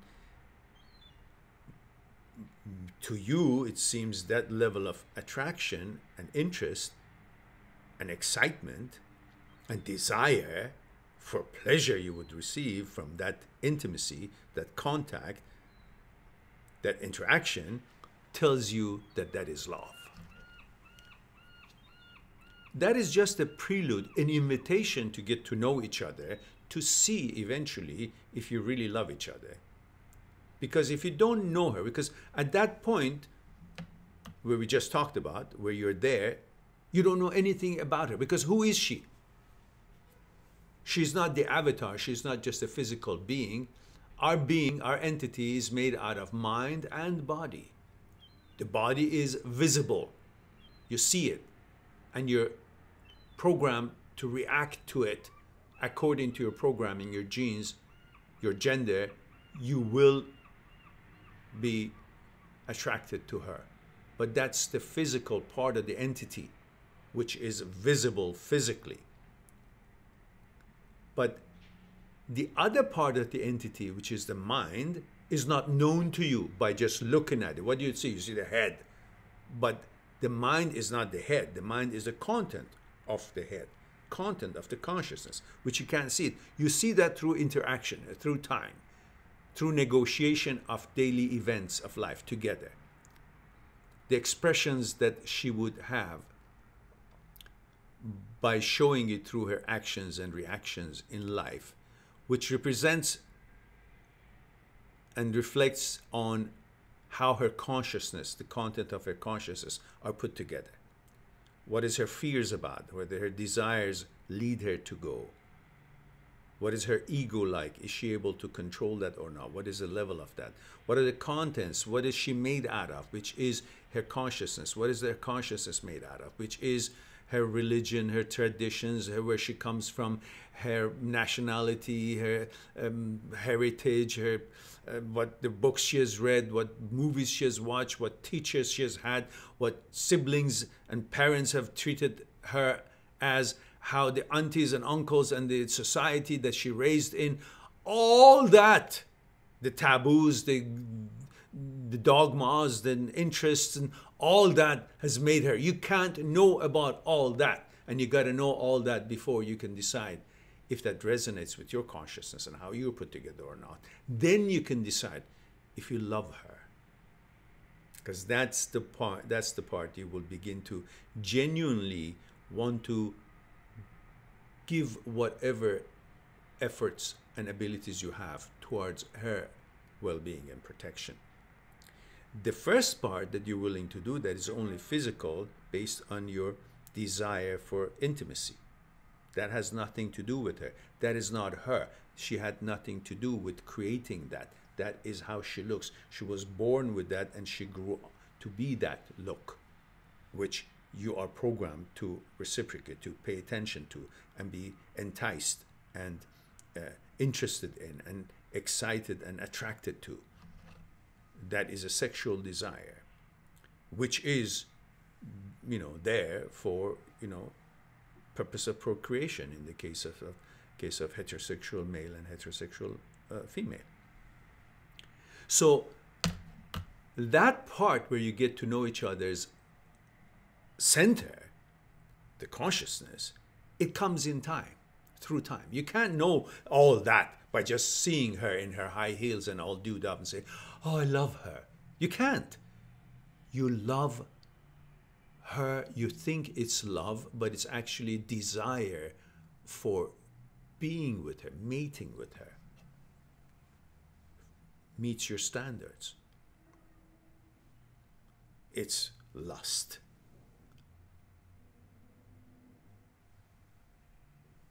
So, that's pretty much something to say about it. Until there are other videos that I have on the channel that talks about this a little bit further, but I guess because this is a live talk, so we don't want to get it going for 2 hours, so stop on that note here.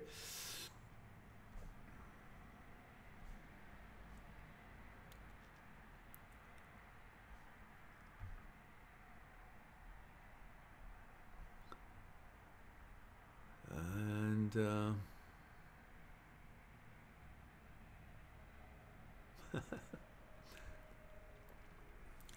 Mehran says, yes, Mr. Consistent Sense, don't be so modest. Excalibur says, time for the magnesium capsule, lol. Oh, is that what you're going to be having? Well, for me, it's time for chamomile tea. Or maybe have a little bit of a cocoa instead. What about that? We're really, you know, living it up today. We've got 2 drinks. No garçon, but drinks are available.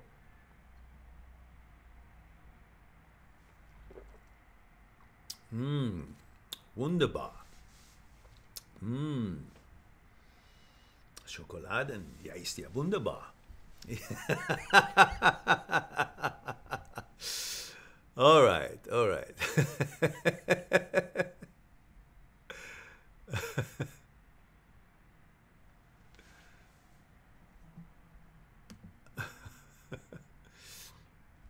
Mr. Consistency and Excalibur exchanging. Excalibur says, Mehran, if sex didn't feel so great, do you think humanity would have gone extinct? It's like saying, if food didn't taste that good, do you think we would go hungry and die? If it tasted like shit, nobody wanted to eat it. Mind you, it's possible that for survivals, you may even end up getting used to the low, bad quality of food and think of it eventually as, oh, good that I have this. So, let's go to broken sugar cake. Oh, you haven't been around? Bill? Bill Grease Male 22. Thank you for that.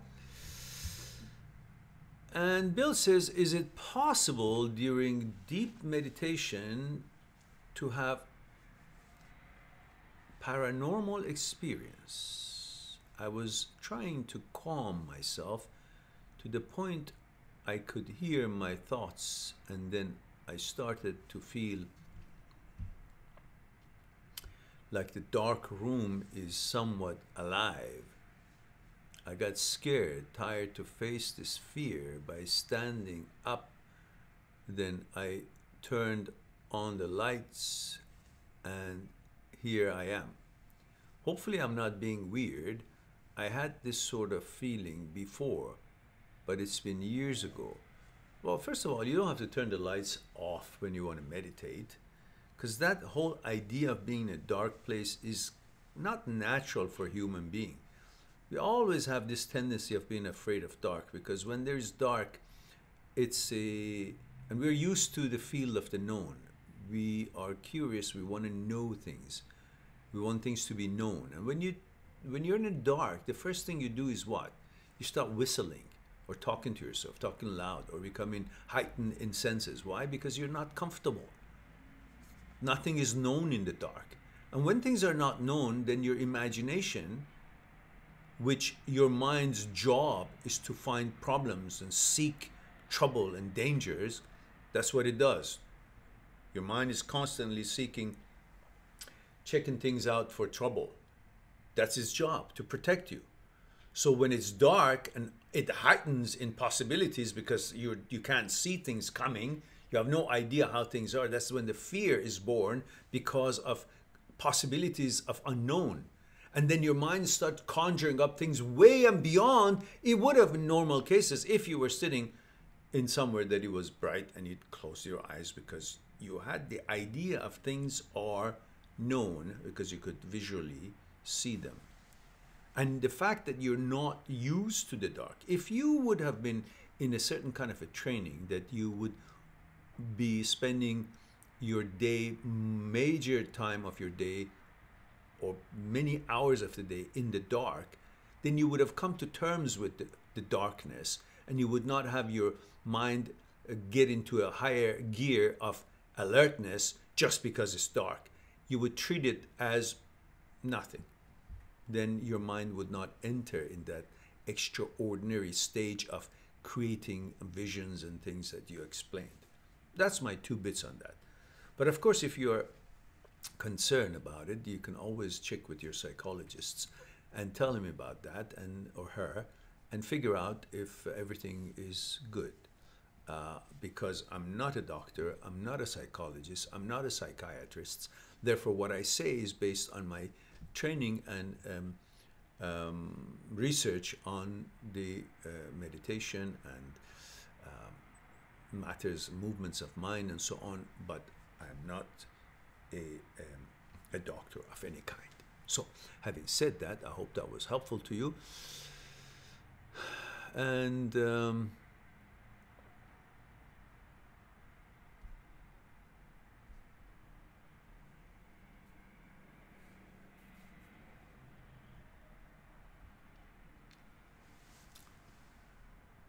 I says, wow, you really helped me, man.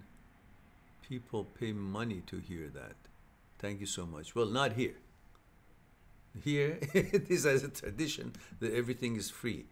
I haven't seen a million subscribers yet to have the channel feel economically viable. But thank you for that comment.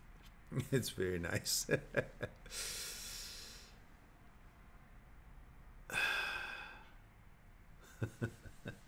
Okay, Lahore, Rahul, sorry. Excalibur says, yes, I love when Mehran laughs. Sometimes it sounds like a jet engine is starting in instant positive energy. Okay, thank you guys, and thank you, Mr. Consistency. I appreciate that. Mr. Consistency, Rahul says, Mehran, what is your opinion on the paranormal? Well, they exist, I think. I think they exist. It's part of this world. You see, the world is connected. It's not like when something is physically not visible anymore, which means dies in the form that we are used to seeing it, then the energy in it, or its contribution to the society or to the world, to the universe, when it was functioning in a physical form, that physical form was simply the avatar, was simply the apparatus to move around the invisible part of us, which is the mind and the energy exchange. So move around to experience things, and through that experience there's certain interactions that happens through the mind and the energy that we have and the energy that we are exchanging and encountering with through our lives. And so when we die as a physical entity, those energy and those experiences, those content of the consciousness don't die. They're simply, again, go back to the collective consciousness of the universe. So therefore, in a sense, we are all, which are represented by our consciousness and the energy signature, we're still there, because where would we go? The energy comes from the universe. The energy constantly is in movement. The energy doesn't die. So when we as an entity die, where does the energy can go? It goes back to the universe, part of the universe. And part of the universe is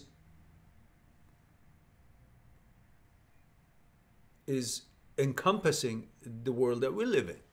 So it's still in connection. It's not like it went out of this universe. It goes, the consciousness goes back to the universe, but it goes out of this universe. No, it's the same universe. So there is a possibility for it to reconnect. No, that's just my two-bit. Who knows if it's right or wrong? That's what I think.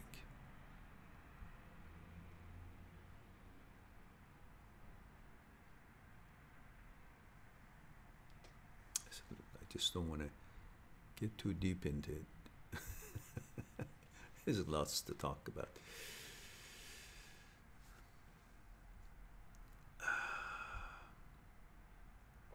Ibzi Ib says, I know you already answered and gave good advice on my previous question, but why do I constantly need to prove that I am not a loser to my friends who talk about how a loser I am because I chased?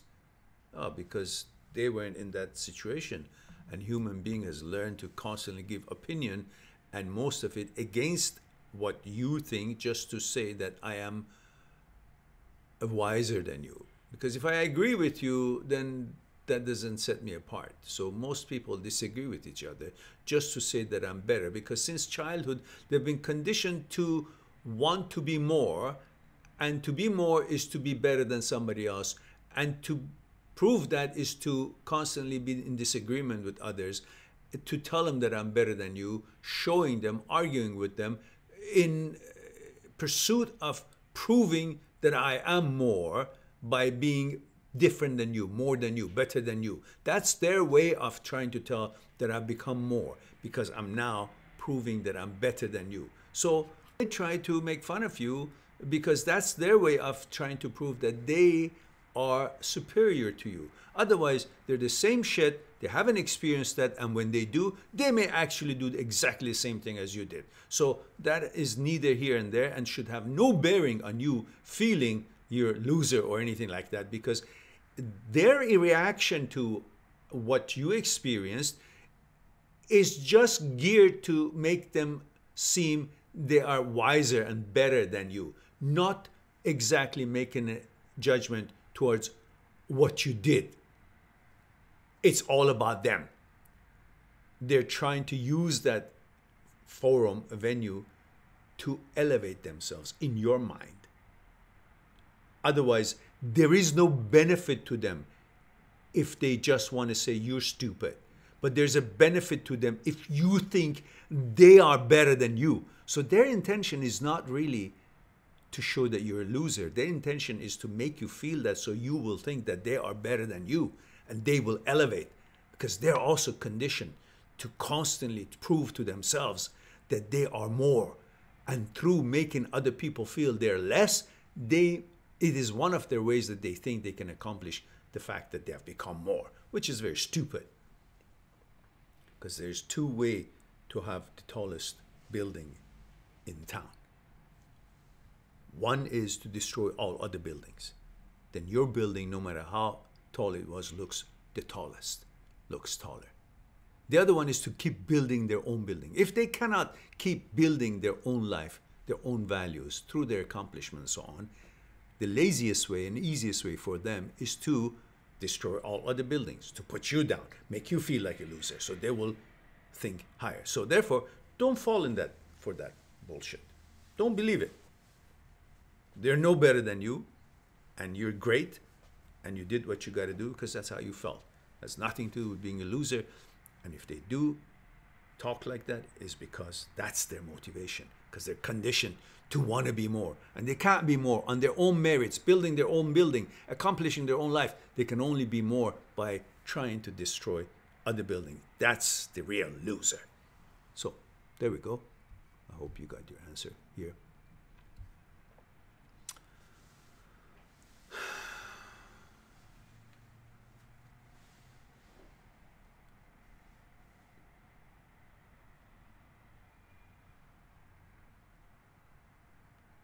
He says, I need to know, it's like I need to know women want me and they want to date me to feel like I'm something. Well, that's your programming. That's okay.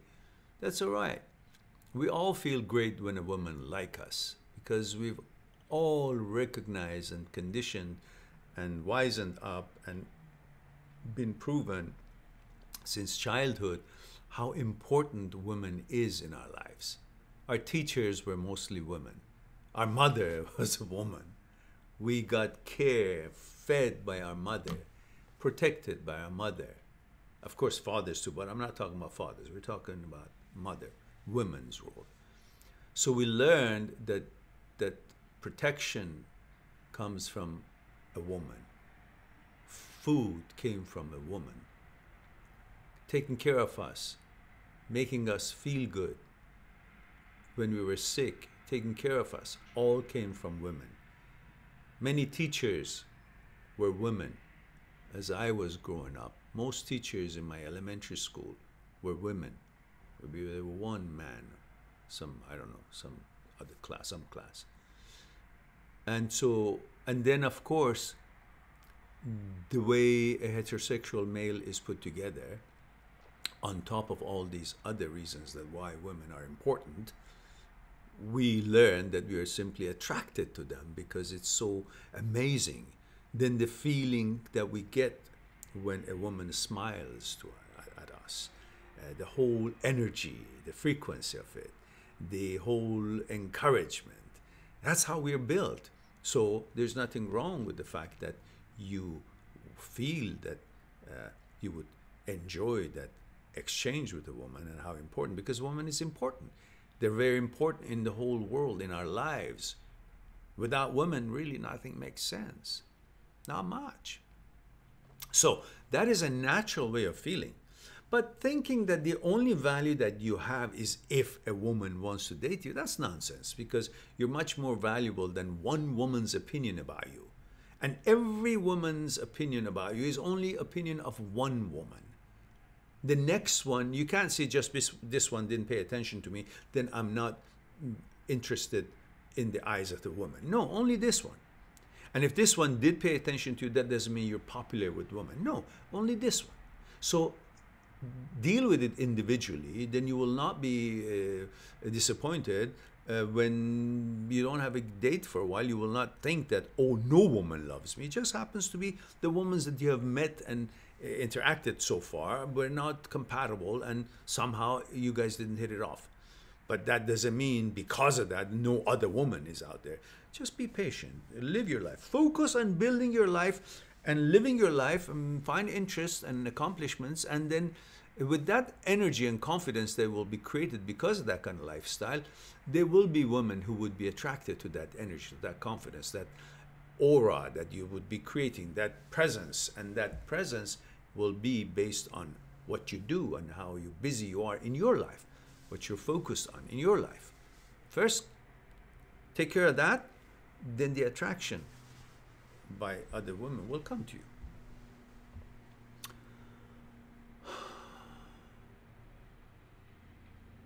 I think I answered that. If it is, you're welcome.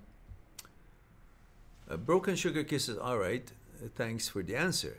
I've been concerned nowadays about fear of death, and I've been trying to look into myself about it. Probably this helped my imagination to have some fun today. Yeah, have some fun. You know, we are always, when we are afraid of death, it's because we love life so much. And when we love life so much because we are afraid of death, that means we love life even more. And that will help us to be safe. So don't worry. Whenever you think about death, that means you love life so much. So relax. But again, if you have any other question that it concerns you, please do get in touch with your psychologists. As I said, I'm not a doctor, so I cannot diagnose anything or anything, but I'm just talking like one man to another, my own personal understanding, and that should not mean much.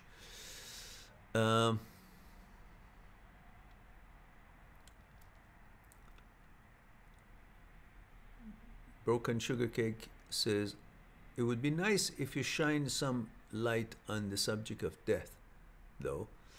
I would like to hear your opinion about it. Well, I have a video called Death in the Family, which I put up the link last time in a live talk. So perhaps you can check that out. It's called Death in the Family. What about death in the family? Something to that effect. And then that would probably give you certain kind of information on that. Let me see if I can find that here and go from there. Maybe I can put that link up here again. I had it here last time because I think I speak a little bit more about that there, which I don't think we have that much time to go through it this time. I think I'm a little bit talked out. Oh, well. Let's see. Give me a moment, guys. if you guys just go through the 1300 videos that we have, it's now actually is, what is it, numbers are a lot more than that. It takes so long to get to the page that I can call for that. There we go.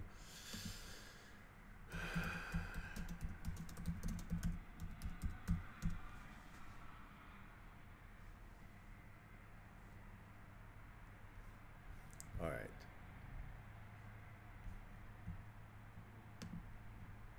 There are two videos that I'm going to link for you here. And one of them is this one. This is a longer version, about 33 minutes. This is a video I made for a subscriber, as I mentioned last time, is a older gentleman who practices law in the United States somewhere. I don't know, I don't remember where, Wisconsin, I'm not sure.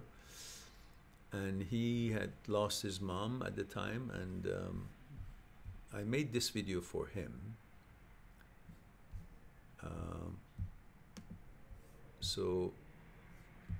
And this other one is a live talk I had, which a question like that came up, and therefore I responded to it, which I'm going to put the link up here for you.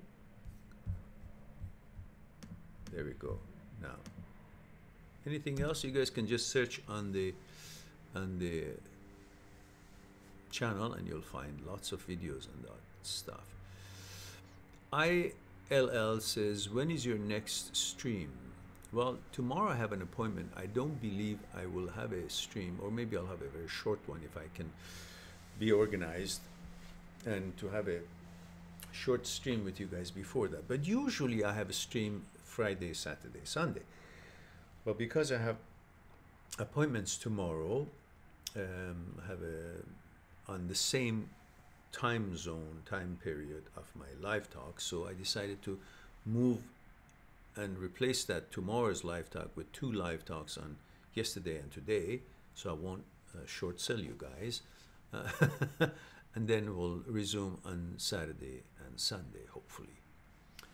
And remember, guys, when you want to talk to me, I'm only one Skype call away. You go on my site, mind@seekstruth.com, click on talk to me for consultation, and then you will have packages that you will be able to choose, and up to 1 hour package, I will double it for you for the next short while.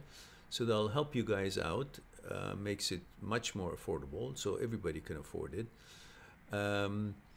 And also you can, on the same site, mind@seekstruth.com, you can click on the books and see table of contents.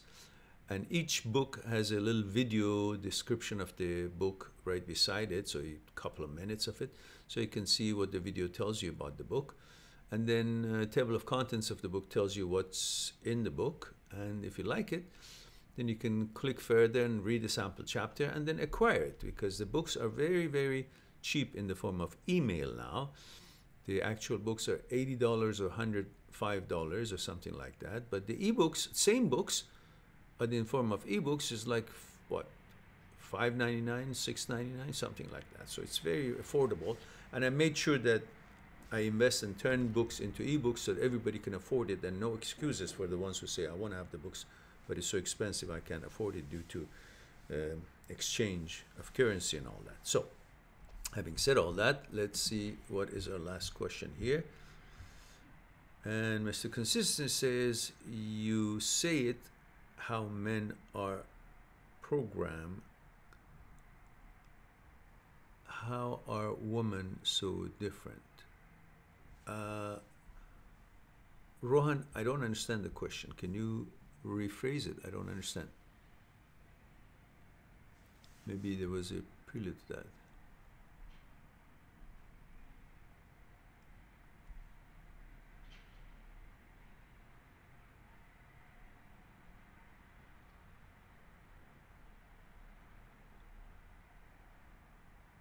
Oh, maybe I lost some. Emmanuel says, it's time Is it time? What? Is it me, or do you have little appreciation for Iran?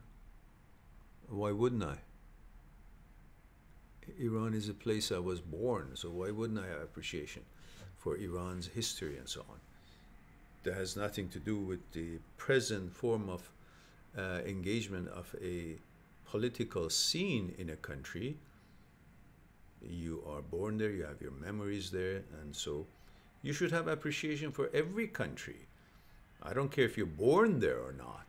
I have appreciation for Japan, China, France, Germany, United States, Austria, Belgium,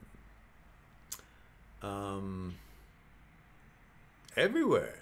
Why not? We are all one earth. The only thing that has caused us to think this way is because we somehow been duped to believe that we're different because of the geographical area that we've been born in.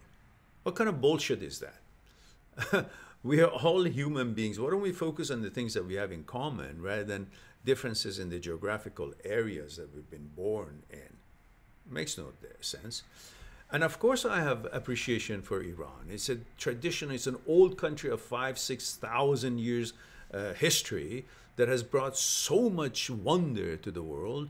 And at one time it had conquered 1 out of every 2 human beings living on the earth was a part of the Iranian Persian Empire.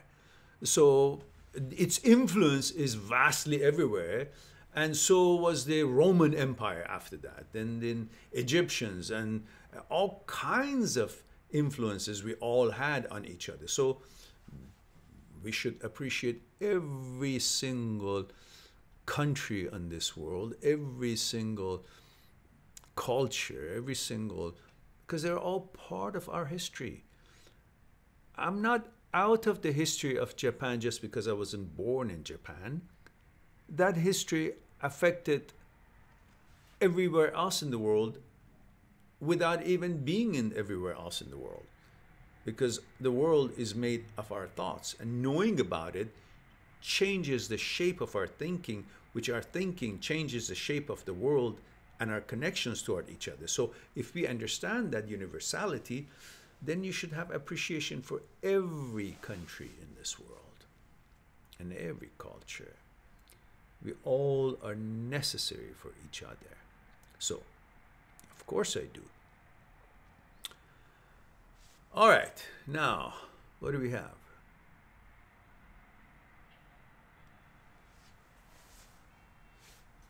That's it. So we are, oh, there's some more. Yeah. Emmanuel, I saw your question. Excalibur says, Mehran, where would the bullshit ocean be on a world map? I don't know.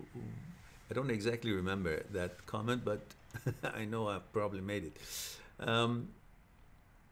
Broken Sugar Cake says, thank you for taking the time to answer and sharing those links. I really appreciate it. My pleasure.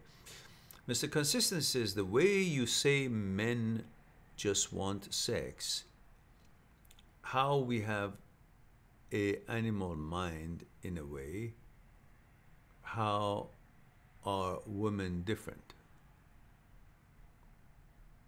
Are you saying how different women are compared to the way men are as far as their interest in sex? Is that what you're saying?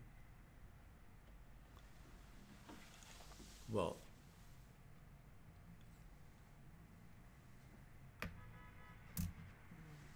heterosexual male, which is the limits of my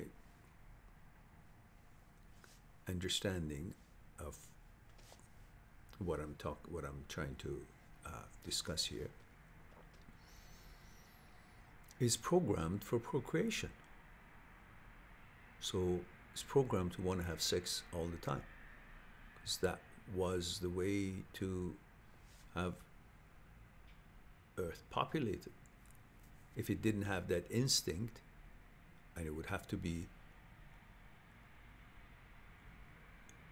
motivated or somehow convinced to, then it wouldn't be populated so naturally. So that program in its genes is there for procreation. So he's really not, it's instinct, he's not thinking. You see a female, he wants to, we are not talking about stupid behavior and illegal and inappropriate behavior. We're talking about legal age and consensual sex and all that so forth. So that's beside the whole point. So when a heterosexual male sees a adult female, wants to follow. That's his programming. But women are not like that.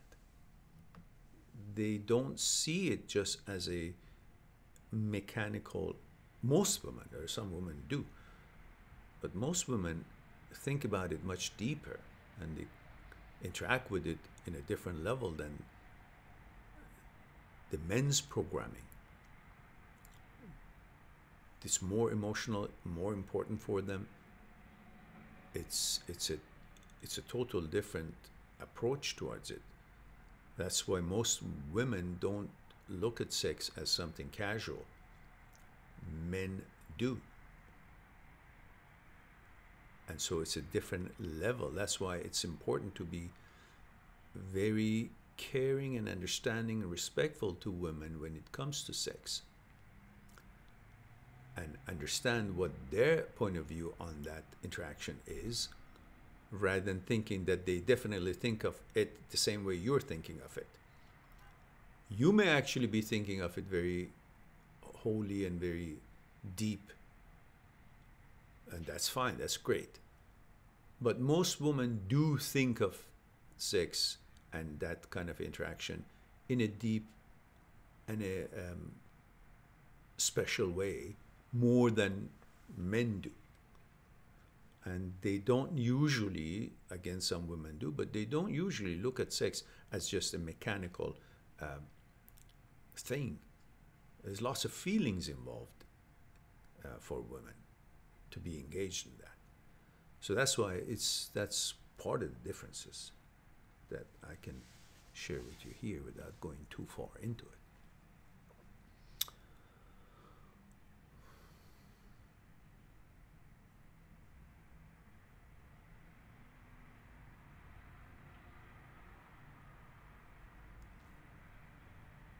Excalibur says, I like how the programming is regulated by priorities in humans. For example, in a dangerous situation, the last thing the mind thinks about is sex. Yeah, because if you don't survive, you can't have sex. So it's trying to go for the survival. Only when it's rested and safe does it think about it. Yeah, of course. About procreation. Yeah, that's right. Emmanuel says, Mehran, sorry, I know you want to leave already, but I have this important question. Is it legal for two minors to have sex in the United States? I don't know. You got to check the local laws and regulations. I am not an authority on the law in the United States, therefore I prefer to keep my mouth shut on that, because my information could not be accurate. So I think you need to check that with on internet as far as the legalities and the rules of law in that particular part of the United States. Even different states have different laws. Some places are one age and the other one is a different age. So unfortunately, Emmanuel, I don't know about that. I prefer not to make a comment on it because I'm not expert on that. But it can be Googled, I guess. Excalibur says, in the jungle days, women used to pick men based on characteristics that would make her feel safe and sheltered from jungle dangers. Yes. Nowadays, it's the same, except there is no lion to attack. Yeah, the dangers are different these days. Women consider lots of different things, and part of that is trying to seek safety through the man's means, meaning if the man is capable to provide and have provisions, money and things, because many dangers today come in the form of finances. And so same instincts of need for protection still exist in women, but now they're not focused on how, you know, big or muscly or warrior the man is necessarily. They're partly are, but they're also looking at it as what kind of provisions and finances are there to protect them from the hazards and attacks that could be laid on their lives due to things that happen in the society, economics and market and needs and so on and so forth. So still, the attack is different. There's no lion anymore. It's mostly, you know, financial stuff, difficulties, attackers.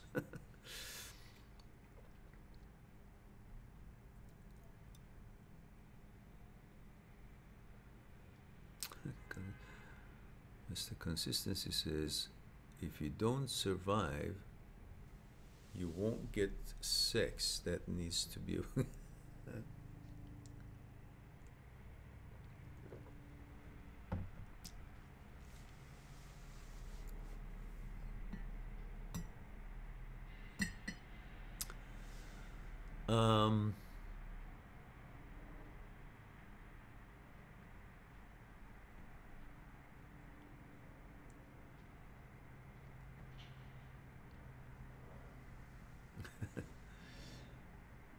Beshar Jamal Al-Husseini says, she cheated on me and then I tried to fix it.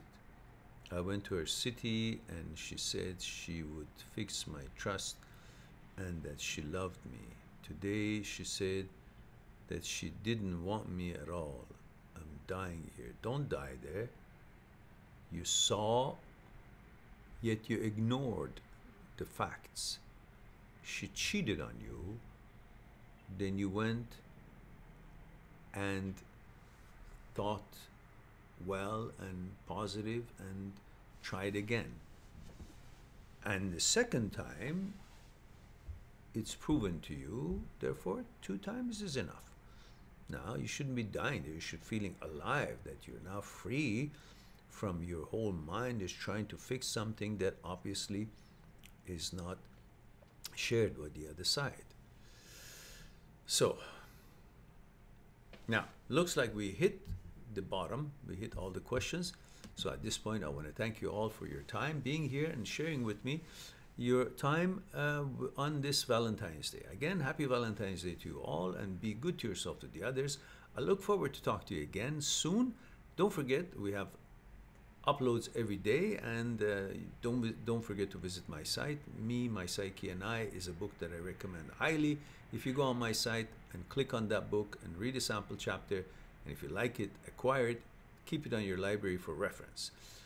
And what else do I have to say? Nothing. You can always know that I'm just one Skype call away. If you have something to talk about, you can always go on my site, make an appointment, and we'll chat one-on-one on Skype.